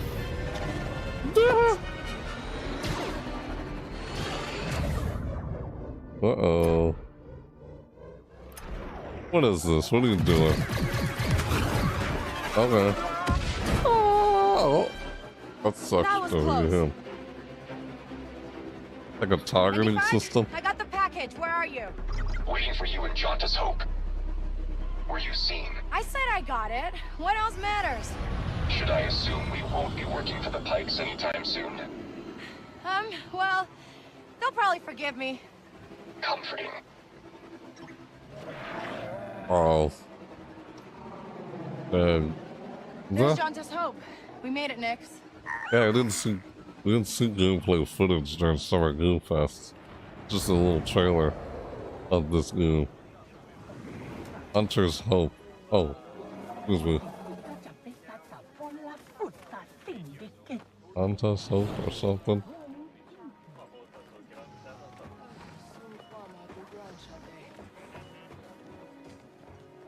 Okay. Alright. Now what?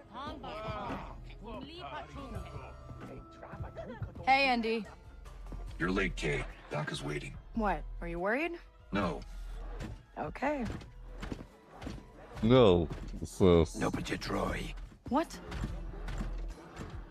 Be careful. Donka's a broker, not a friend. She can't be trusted. Who can out here? See you back at the ship. Okay. I'm out of here. It's like, okay. Round 2 and I still like my odds. Kay Vess. Back already.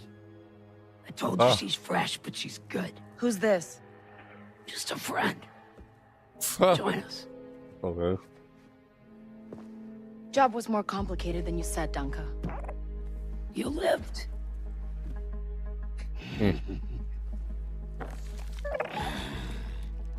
Hey, he's on toys. Yeah. That's funny. They're investments. Little tiny guy.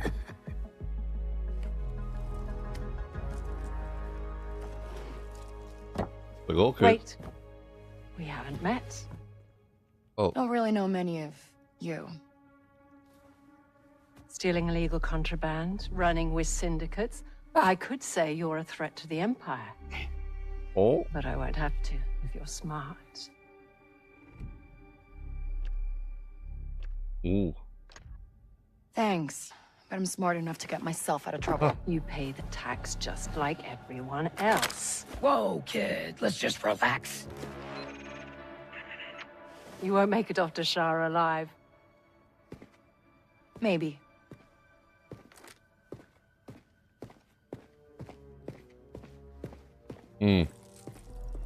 Okay. Are you a Star fan? We have reports of a fugitive in Jauntus Hope. Move to apprehend. I can't say I'm not, but I can't say I really am either. Wouldn't be about you, would it? I've seen a lot of the movies. I told you not to trust her. The newer First time we've ones? outrun the Empire?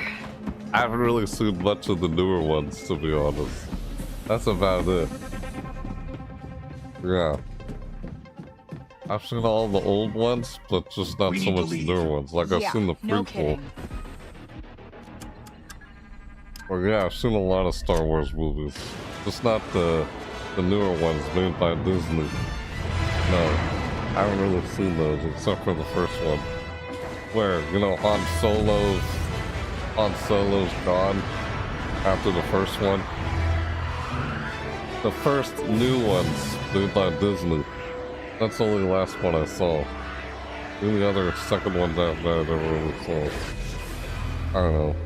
'Cause, like, I've seen some of the animated TV series. Are we good? Like Clone Wars and such. Yet. Yeah. Anybody on the sensors Yeah, now? I mean, I've seen a lot. TIE fighters I on guess us. it's hard to say how much, but yeah. Got one. I feel inclined to remind you that we Would should shake the Empire. would I ever play quickly. this game? Thanks, I'm working on it. I mean, possibly. Maybe.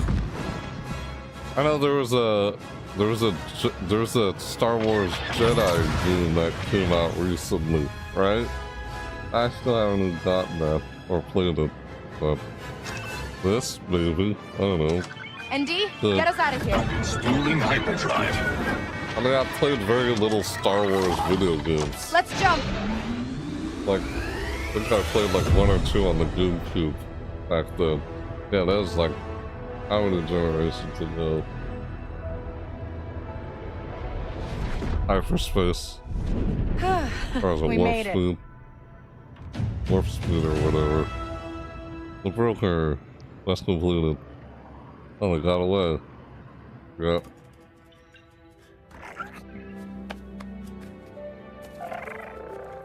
Hey, Ah, what the heck? what's your new toy? So, where do we go next? What the heck, Sam?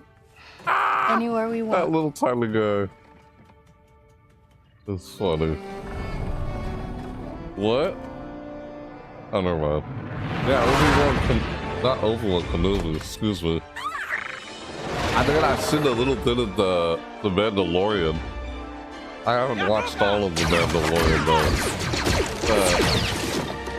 Yeah, that's, you know, they're just on, which was it? Disney Plus, Mandalorian. I saw a bit of it. Yeah, I saw a bit of the Mandalorian on the Disney Plus, but I didn't watch all of it apparently. I don't know. Some of it. Oh, there's that's Star Wars Outlaws. Like, I've played some Star Wars video games, but not all of them. I've seen almost every Star Wars movie, that's all I'm saying. Pretty much. I've seen some of the animated TV series, too. That was the last game they were showing. They're like, thank you. Well, thanks for sharing. Is that really it? Oh, there's still some more left. Yeah. Yeah, no, you were asking if I was a fan of Star Wars. Right.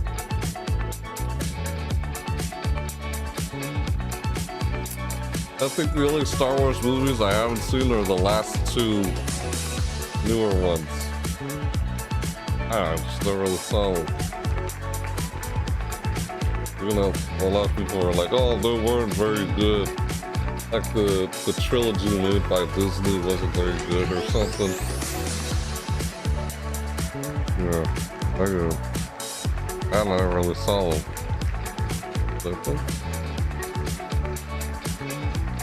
I forgot what was that Star Wars game that came out recently where you play as a Jedi? Yep, Ubisoft. The time to join Ubisoft Plus is now. New manifest. So yeah. It's like, will I get Assassin's Creed Mirage? I still never even got a chance to play Odyssey or Valhalla yet of Assassin's Creed. Could get Mirage. But I played any of the other ones before that one. Like, I played the first Assassin's Creed game, or Brotherhood. Those are really old Assassin's Creed games. So, but yeah, like I've played some Ubisoft games. Of course, Ubisoft Plus for free on PC. Oh, is that like a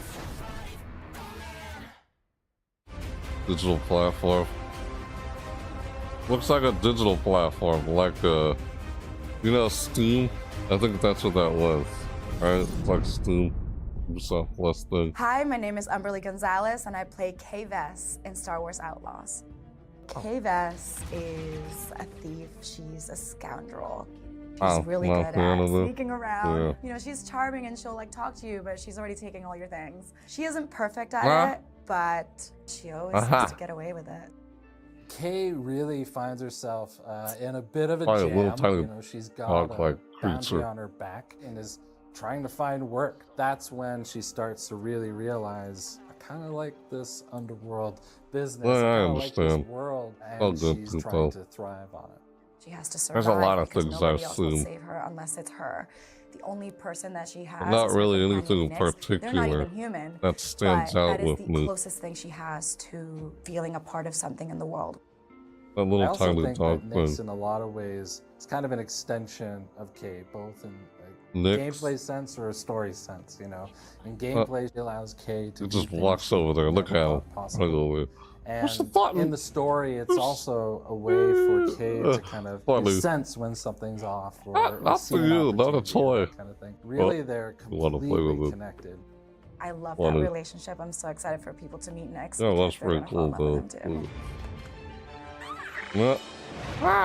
Outlaws takes place right between The Empire Strikes Back and Return of the Jedi, so it's That's the where it civil takes war place. between the rebellion and the Empire. Like, that has actually created this pocket of opportunity for There was a syndicates series for and Boba criminal Fett, organizations similar to to rise up Mandalorian. in that space. It's We've all got bit the of Pikes, that we've too. got the Hutts, It's we've on got Disney the new Plus. syndicate that we've crafted for this game It called did the a bit. Shiga Clan. And one of the phrases we always held on to was this notion of you live and die by your reputation. So it's really exciting for Kay and hopefully for players. She's so fearless. You'll see her just go for it, and there's no stopping her, even when there's danger involved. Even when there's fear underneath it, she'll never let you see it. Not really.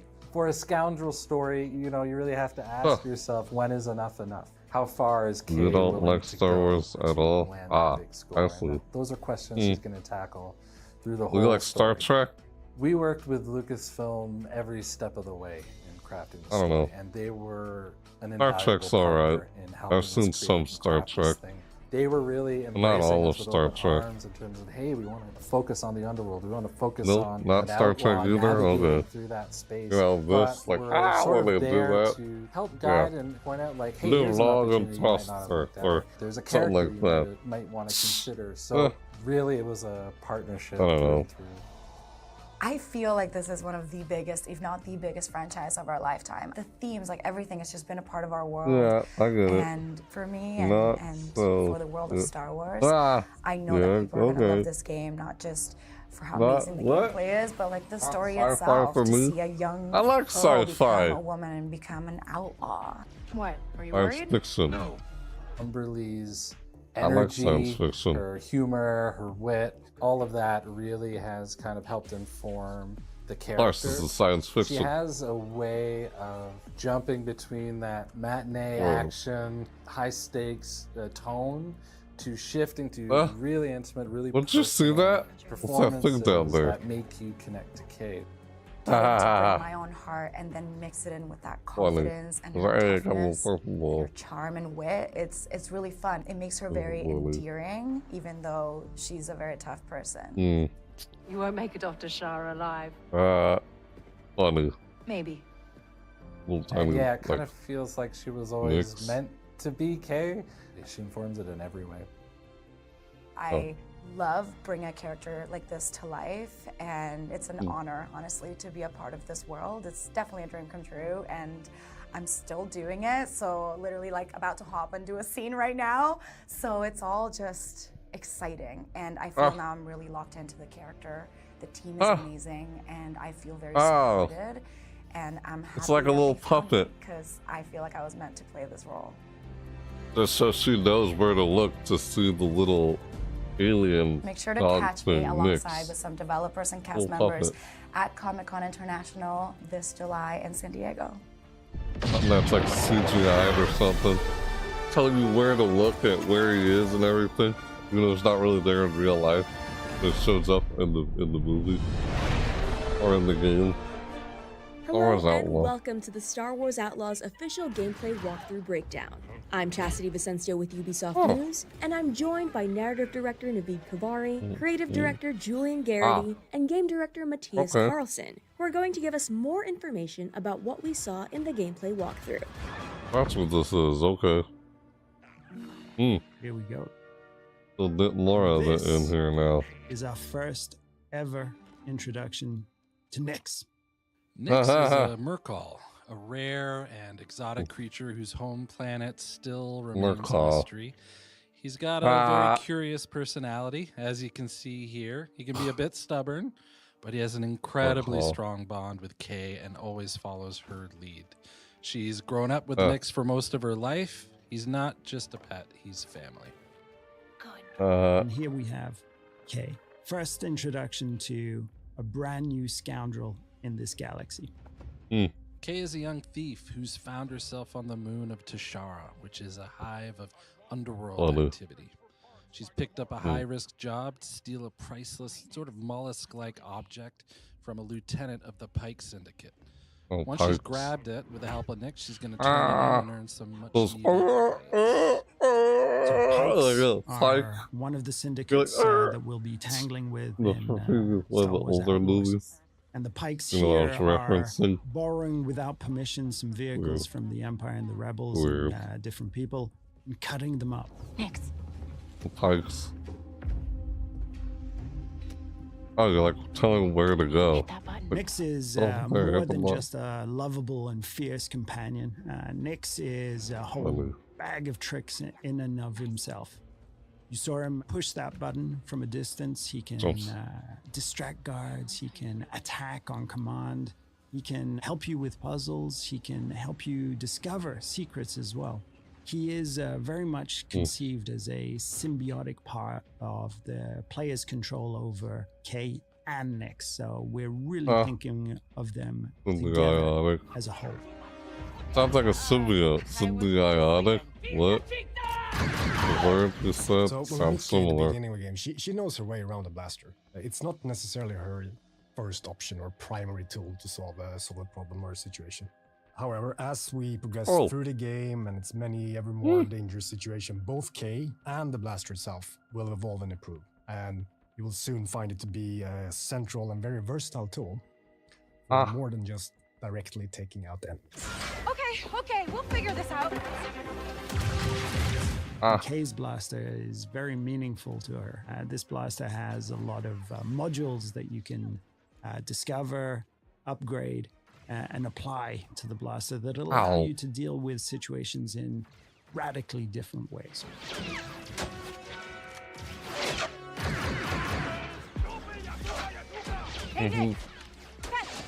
So here I think we have a very good example of the type of role Nyx can play, even in something like a full-on firefight, where that enemy that we took out dropped the gun that he was just about to shoot you with. Nyx can slink down and retrieve that weapon for you. Oh, it just did that. I was shooting with the weapon that they just tried to shoot you with. Sometimes, best solution is just to get out of there. So ever since we kicked off this project in collaboration with Lucasfilm Games, one of the things that they were passionate about, of course, is authenticity. One of the things we were passionate about is bringing something to the galaxy of Star Wars. And one of the biggest things was this moon, Tashara. And Tashara, we developed, working very closely with Lucasfilm, everything from its vegetation to the wildlife to its deep, rich culture, and all of the activities that we can discover during this trailer, and even more. One of the key pillars for both Kay the character and or the core gameplay in general in Star Wars Outlaws is what we call a resourceful underdog. Kay is a capable and daring person, and we reflect that in gameplay with you having access to a wide range of actions and abilities, ever growing, of course, as you play through the game, ranging from stealth to full-on firefights. So as we saw here, shooting from, driving your speeder full speed ahead under fire from enemies. He said if we can make the player think like, I can't believe I made it, when they just play through something, it's a success. Kay's reputation with the syndicates will play a big role in how she approaches her journey, whether it's the Pikes, Hutts, or others. We had a saying that in the underworld, you live and die by your reputation. As if a job she takes hurts a syndicate, those opportunities aren't available. So her choices play into how she experiences her journey.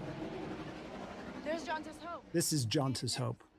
Jonta's Hope is one of the settlements that we have in the game. So this is a tiny outcrop, an oasis of civilization in these windswept plains. And it usually contains a drinking hole, a cantina, and these are hubs of activity too. So we very much enjoyed developing how it would look and feel and what sort of vibe that cantina would have.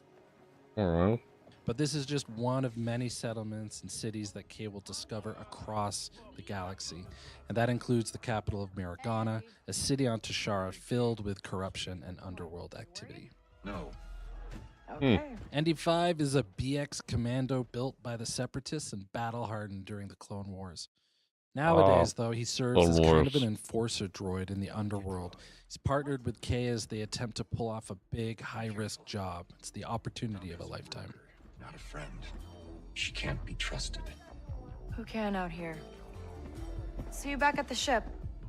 So various jobs and favors for the different characters and factions you encounter. They play an important role in everything from learning new things, actually unlocking equipment and abilities, to managing your precious reputation in the underworld, which is the key to some of the most lucrative opportunities out there. Important note though, something that's key to the fantasy of the free scoundrel lifestyle is that you're never in servitude of anyone. You're making your own choices, carving your own path through this world, making a name for yourself. Job was more complicated than you said, Dunka. You lived.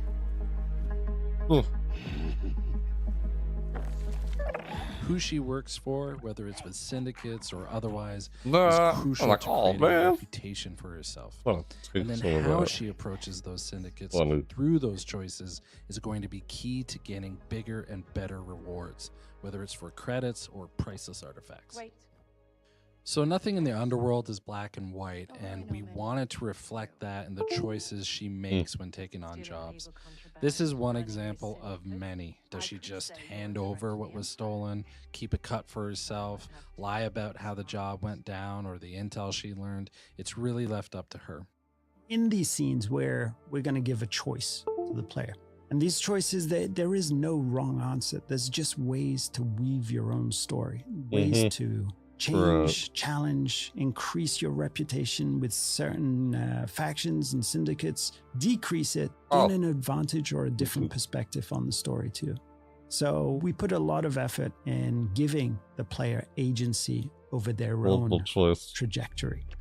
The game takes place in the original trilogy era. So the Empire is at the height of its power and reach. So they're always looming there, somewhere in the background, ever watchful. But as you can see here, we want to show a different side to the Empire and how it intersects with the underworld, and that means corruption. Particularly on Tashara, even though it's Imperial run, the local governors and officers lean into corruption and have worked out special arrangements with the syndicates that benefit them. So this is the wanted system, and the wanted system is something that's going to be ever present within the game. If you are caught or challenge the Empire, you're going to start to get wanted. And if you continue, you persist, and you do even more actions, that wanted level's just going to go up. At the highest levels, the Empire will throw a huge amount of resistance and forces in your way. So that's something that you can play around with, but you're best off trying to avoid as much as possible. very important for us in this experience is that there will always be some way for you to de-escalate or escape. Oh, this is the Trailblazer. Now, if there's one dream that a lot of game developers have, it's to help design a spaceship for Star Wars. And this is our take on that, the Trailblazer. The Trailblazer is an EML 850 light freighter from the Republic era. But to Kay, this is home. And if you're a scoundrel traveling throughout the galaxy, the first thing you need is a ship. And for Kay, there's none better than the Trailblazer. So now we're in space. And, you know, one of the things that was very precious to us is having this seamless experience of going on foot to your speeder, to your spaceship, out of the atmosphere and into space. And space is a dangerous place, but it's a place full of opportunities too. So we'll be using it for combat, both on an intimate dogfighting level, an epic level with bigger ships, but also for discovery, exploration, and special surprises. Let's jump. It's important to hit those classic, iconic notes of Star Wars to remind players of the era that they're playing in, and the fact that the galaxy is something that is wide, diverse, but iconic at the same time. One of the things that is important for us is that every planet that you will visit in this adventure has a distinct profile, not just a very bespoke story, but also wildlife, an ecosystem, and situations that really radically change from location to location. And space is just another part of that. So we're trying to develop distinct profiles for every single orbital region. We knew from the start when we sat down thinking about this game that we wanted to offer that full seamless experience. You know, sitting in a cantina, in a city on a planet surface, jumping on your own speeder, driving to your own ship, and as we just saw, seamlessly flying into space is something that we are incredibly pleased and happy and excited that we're able to actually offer. We really enjoyed making this, and we can't wait for you to experience a new Star Wars adventure.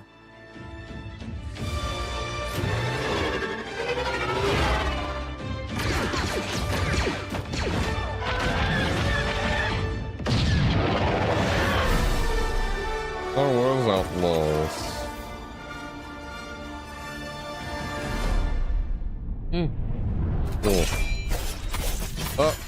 Cool. This Prince of Persia game.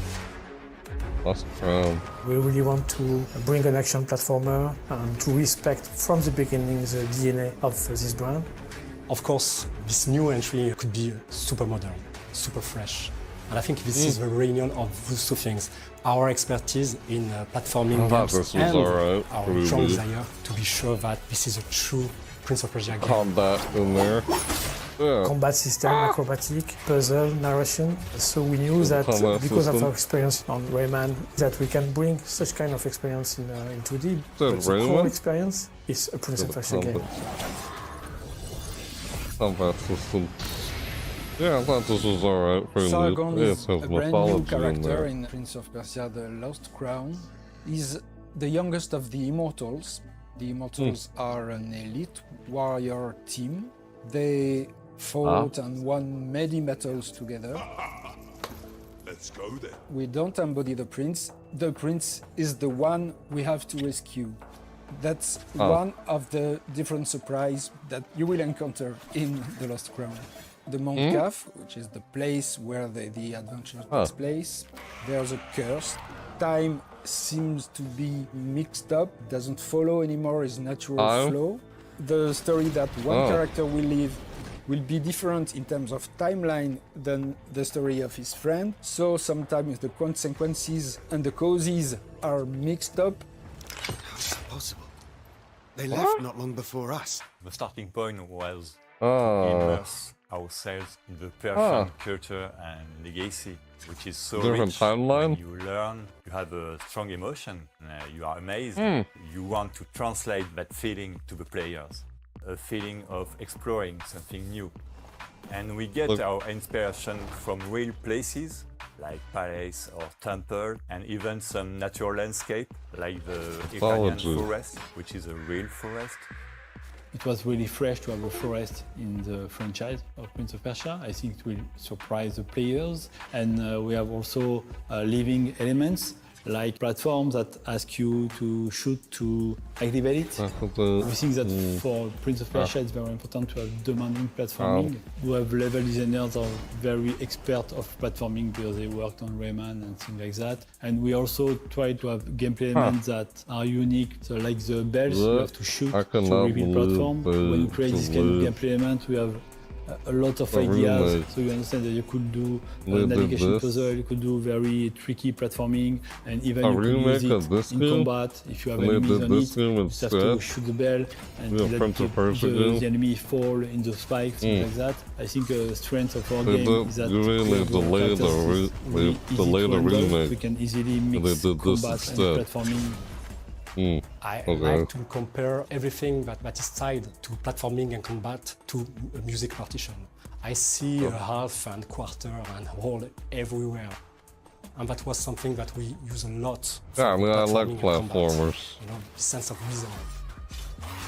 Freedom and creativity was the term that were defining the combat system. What?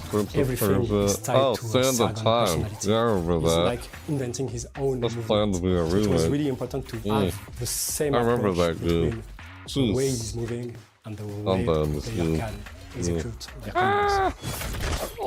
So back in the days, Sand of Time had pushed the boundary standards with a nice and smooth animation. You just said Sand of Time. Last Crown, we are aiming the highest. You just said Sand of Time. And the goal is to have a really smooth, challenging and responsive gameplay. All the gameplay animation is based on keyframe. Keyframe animation is the way to animate without motion capture. You create everything actually. You just take the puppets, design the line of action, the nice shape of the character and bring it to life. This allows us to masterize the timing and make it more cartoony. If you ask for two actors to grab one by the head and launch it, it's not just possible. So you can create everything with keyframe. It's really important for us to make sure that this game is modern and respect players' cleverness and autonomy. To be sure that our players feel free to decide what is their next objective, because this is a genre where you are in isolation. This is a feel that you had in the Greek mythology. So it's very important to always give information to players. Sometimes it's obvious, like big gating and big landmarks. Sometimes it's been more subtle. It lets the player discover the consistency of the world and how everything is connected. What we have developed is a lot of things. A new lore, new characters, a new combat system, a new art direction, a new narration. So it's something very important to say that this team has made a wonderful job on still working hard to bring a top quality game. Very important to talk about them. What? It's like, oh shit. Ah! Ouch. It's a Persia, lost crap. I thought it was alright, pretty loot. Hello, well, I like I'm platformers, I'm the art director of Assassin's Creed Mirage. I haven't really played any Prince of Persia games, though. On Assassin's Creed Mirage, no, and I played other platformer games. For most recent trailer. Never really played Prince of Persia before. Welcome to Baghdad. This is our first glimpse of this vibrant city. We are in the 9th century Middle Ages, and as you can see, it's a dusty and sunny city as expected. But it's also a garden city with a lot of flowers and palm trees. So Basim is heading back to the bureau. In the way, he stumbled on a specific target he has to kill, so he will take this opportunity to make the assassination. Yes, Assassin's Creed. But he will quickly get into trouble. Yeah, and as we can see, we can already distinguish our first regular enemies, which are the Caliphate Guard, the guys in red. You're going to meet a lot of them. In the game, we encourage you to flee and to vanish. Basim is a glass cannon character, and this scaffolding ingredient is really one of the ways players have to get out tight situation like that. This is a water city. It's unexpected. Many people think it's just dust and sand. We can see now corner swings, good old vibes from previous AC games. The first AC games, we are a love letter to the very first one. So it's a lot like the first one, they're saying. They go stealth and parkour again, not just combat. And here is a carpet, because if you don't blink, you can see there is an Assassin's Crest just here. Carpets are part of the world of Mirage. This specific carpet with the Assassin's Crest on it means you are very, very close to a secret entrance to an Assassin's Bureau. I liked the first game. Alhamdulillah. Alhamdulillah. So in this scene, Basim is coming back from his first assignment for killing one of the main targets of the game.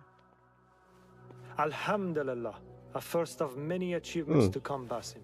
Here we meet Abu Jafar. This is one of the historical characters we're going to meet in Assassin's Creed Mirage. He's a genius. He's very important. He's going to provide you good tools.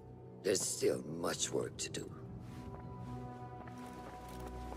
While our focus was on Al-Ghul, Fulov quietly scouted the city for where we could erect more bureaus. I have found dwellings in 3 districts that are most unassuming. Abid and Rebecca have arrived from Alamut and set off to El Abyssiya and Karch. I will make my way to Sharqiya shortly. And I will join Rebecca in Karch, where corruption is as common as the arid air. See Abu Jafar about some things he's been working on. Then come find us. Come find us. I know. Working. Have a look, Basim. I may have something that is of interest to you. Tools are very important for an assassin. They will help you to deal with complex situations you will encounter inside the game. You will have the possibility to unlock a new tool each time you climb a rank by fulfilling your assignments. Oh, okay. And each of your tools can be upgraded as well through a skill tree where you will be able to choose the behavior of your tools to match your playstyle. For instance, you can decide to make the projectile of your blow dart damage your enemies, put them to sleep, or turn them berserk. Yeah, blow darts. The contract board is where are gathered all the side faction assignments. Each of them has a specific contractor request also. You might recall from a past game, and you can try to fulfill them to gain more rewards. You can find materials for your tools and your gear, but you can find also a specific token that will help you to open new opportunities inside the mission of Basim. The lighting in Baghdad was the first thing we set up with the artistic team. We wanted to have it right, not to use too much filters, and have a kind of natural beauty of the lighting, which is really giving some gorgeous point of views on the city itself at every time of day. So here you can have a glimpse of that. What do you see, Enkidu? From a personal perspective, I grew up in this place of the world, and it was really the first thing I want us to be good at was the lighting, to give me the feeling to be back here, and I think we achieved that. So Eagle Vision is very iconic in Assassin's Creed, but for us it was also a necessary tool to bring back the stealth, moment-to-moment gameplay. So you will more rely on your Eagle Vision when it's come to do infiltration, look out for guards, or check their vision cones. And those vision cones are new to Assassin's Creed Mirage. Social stealth is back. You can use it organically, or you can bribe also merchants group to create a patrol blending opportunity to infiltrate specific areas. When we crafted Mirage, we wanted to be able to change tools quickly to face any situation. That's why we created this wheel, very reactive, very immersive, and that will slow down time to let you react. What has subtitles turned on? Subtitles are part of the video itself, but they're not turned on. Got the guy. After blow darting somebody. Here is the marksman above the tower, and it's why we cannot use Enkidu, so we will need to get rid of him.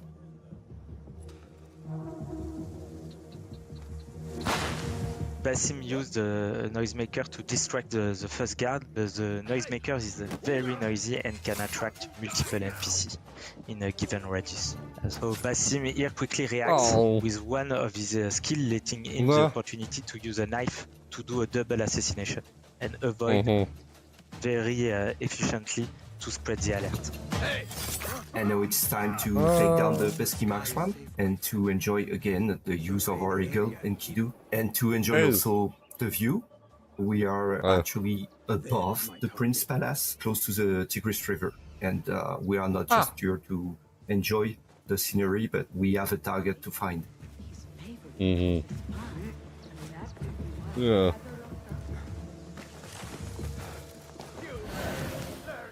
And here it is.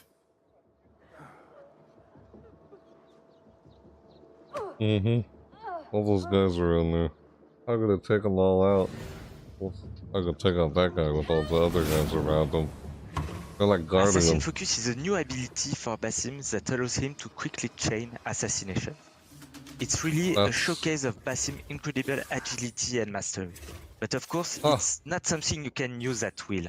Basim will need to perform stealth skills to fill up his Assassin Focus gauge to use this ability. Here we can see Basim planning his assassination, but just before striking, he will land a trap.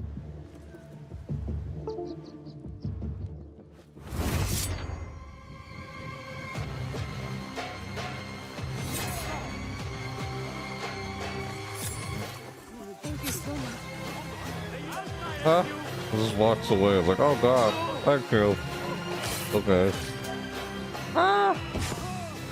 And he sets it off. I remember that. Oh no. Here comes the ND red smoke bomb. I love the color. That's my favorite tool. No. I'll take out another guy.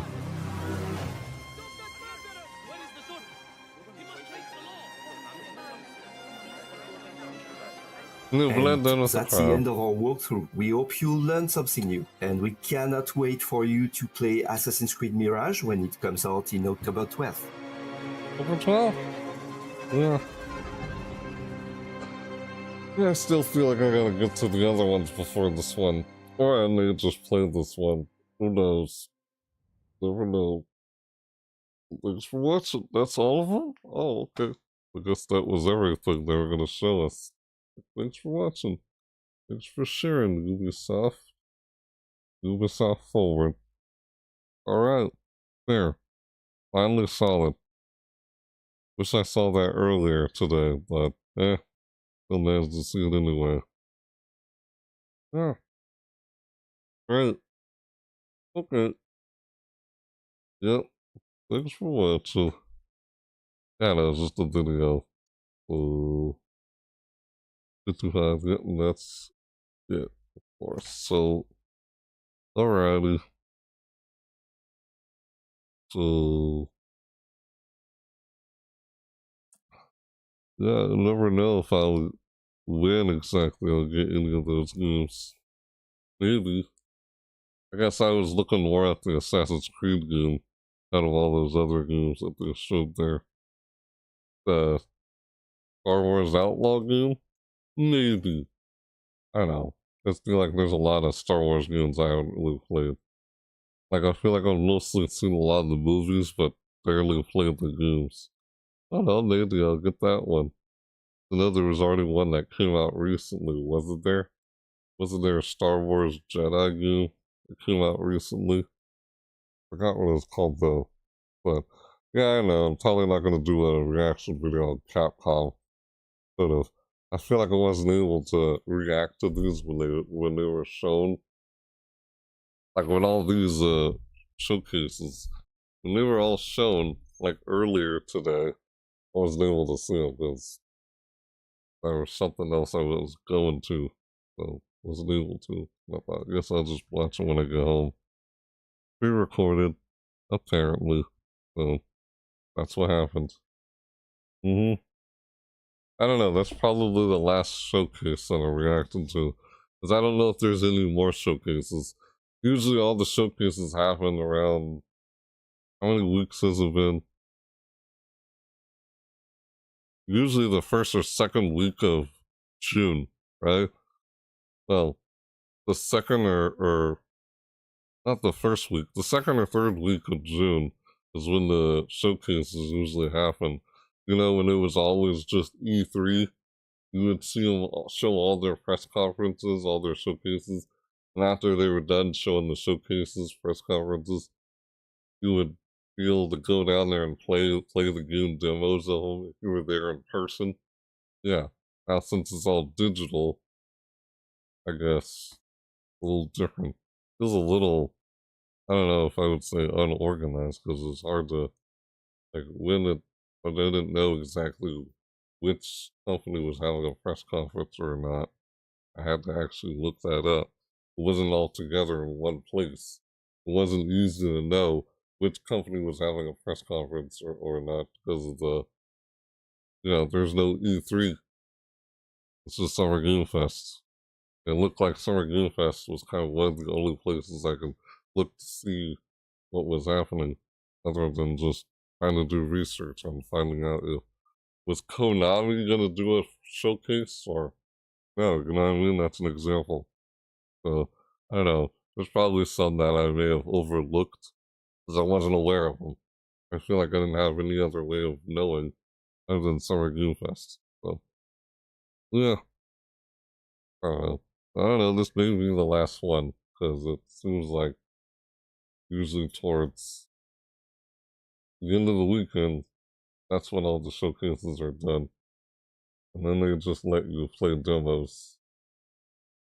That's what it would be like at E3, as I remember. But, yeah, I don't know if I'll do I didn't do a reaction video on Capcom's last year. I didn't even do one last year for it, but I don't know. Why would I do it like now? It's like already almost 10 o'clock. Alright. I can just watch that outside of reaction videos and just outside of doing a video of it at all. It's okay. Maybe I'll check out Capcom's showcase like next year when I do a live video of it. So, I don't know, we'll see if there is any more showcases. Like, will EA do one or something? I don't know. Because I guess the rest of the showcases are just indie showcases, indie games, maybe. Doesn't really look like there's any other ones. Does it look like we just saw? It looks like I kind of reacted to all the major ones. And now I feel like all there is that's left is Nintendo. I don't know if Nintendo's doing one or not. If they're doing a showcase. What I'm wondering. It's not their E3 Nintendo Direct. It's just a Nintendo Direct. Yeah, their Summer Direct. But I feel like all these showcases are just gonna happen throughout summer, not just in the month of June. You know what I mean? Like if EA is doing one, it's probably gonna happen maybe in July. Because they didn't have one then. You know what I mean? Yeah. I don't know. Just wondering. But yeah. That's that.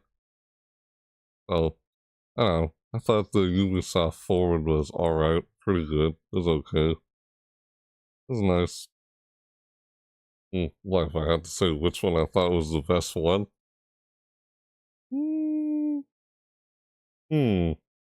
Probably Microsoft's Xbox. I guess the Xbox Showcase was the best one. I don't know, it's hard to really say for this year. Yeah, unless Nintendo does one, I don't know. I have to go see which one I thought was the best one, but yeah. So, alright. I just feel like I want to say more about what we saw and such. It's like after it's all over, it's like, oh, dang, I can't remember a lot of what we just saw. So, yeah. Yeah, that's right. What you were saying in the chat. So, anyway, yeah, no, part of me feels like I want to still say some things about what we saw, but alright. I guess that's all there is I have to say about this. Yeah. Yeah, there's only played very few Ubisoft games, like mostly Rayman, I guess, or Assassin's Creed.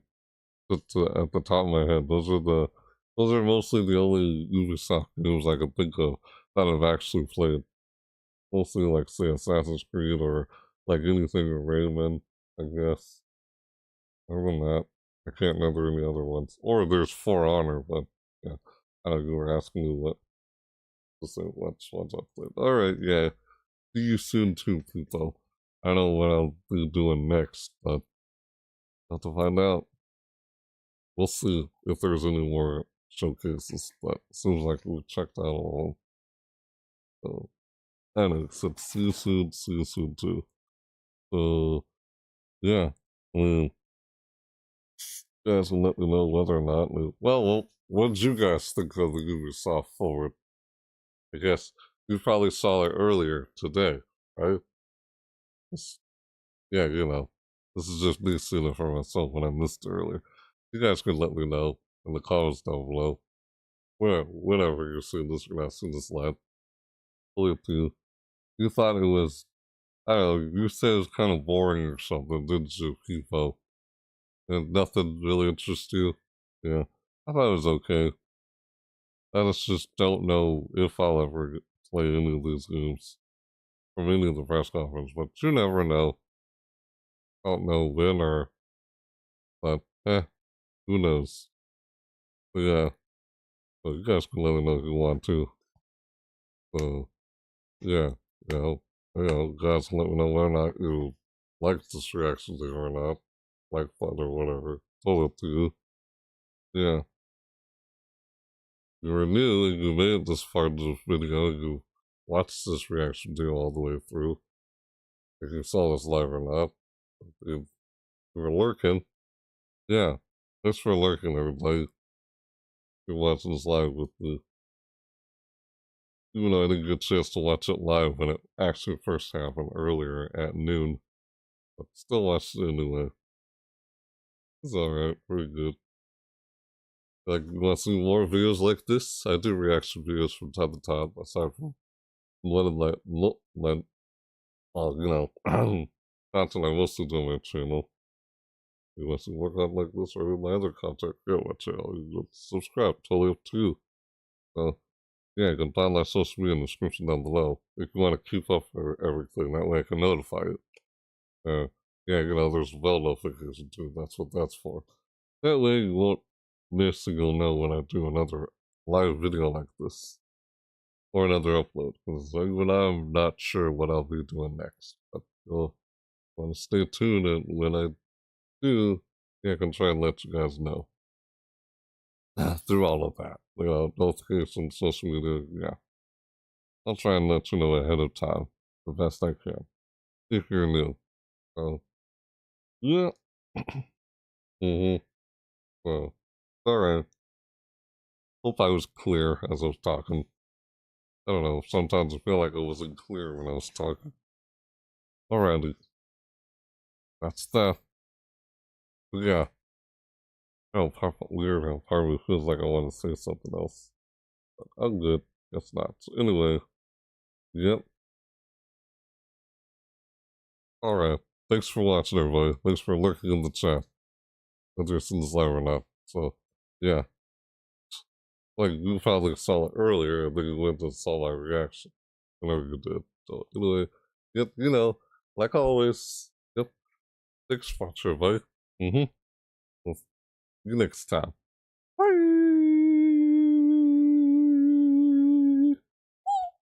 Woo! Like, bye! You later. Ah! Yeah. Bye. See ya. Later, people. See you soon. Don't know what I'll be doing next, but what I'll find out soon. Yep. Maybe. See you next time. Bye. Thanks for joining me. Was watching this. Yep. Thanks for watching. We try to do a live reaction to the Ubisoft Forward showcase, despite not seeing it when it happened originally at noon.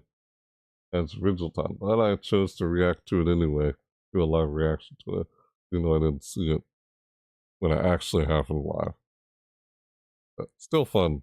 Find it worth checking out though. I got my chance to.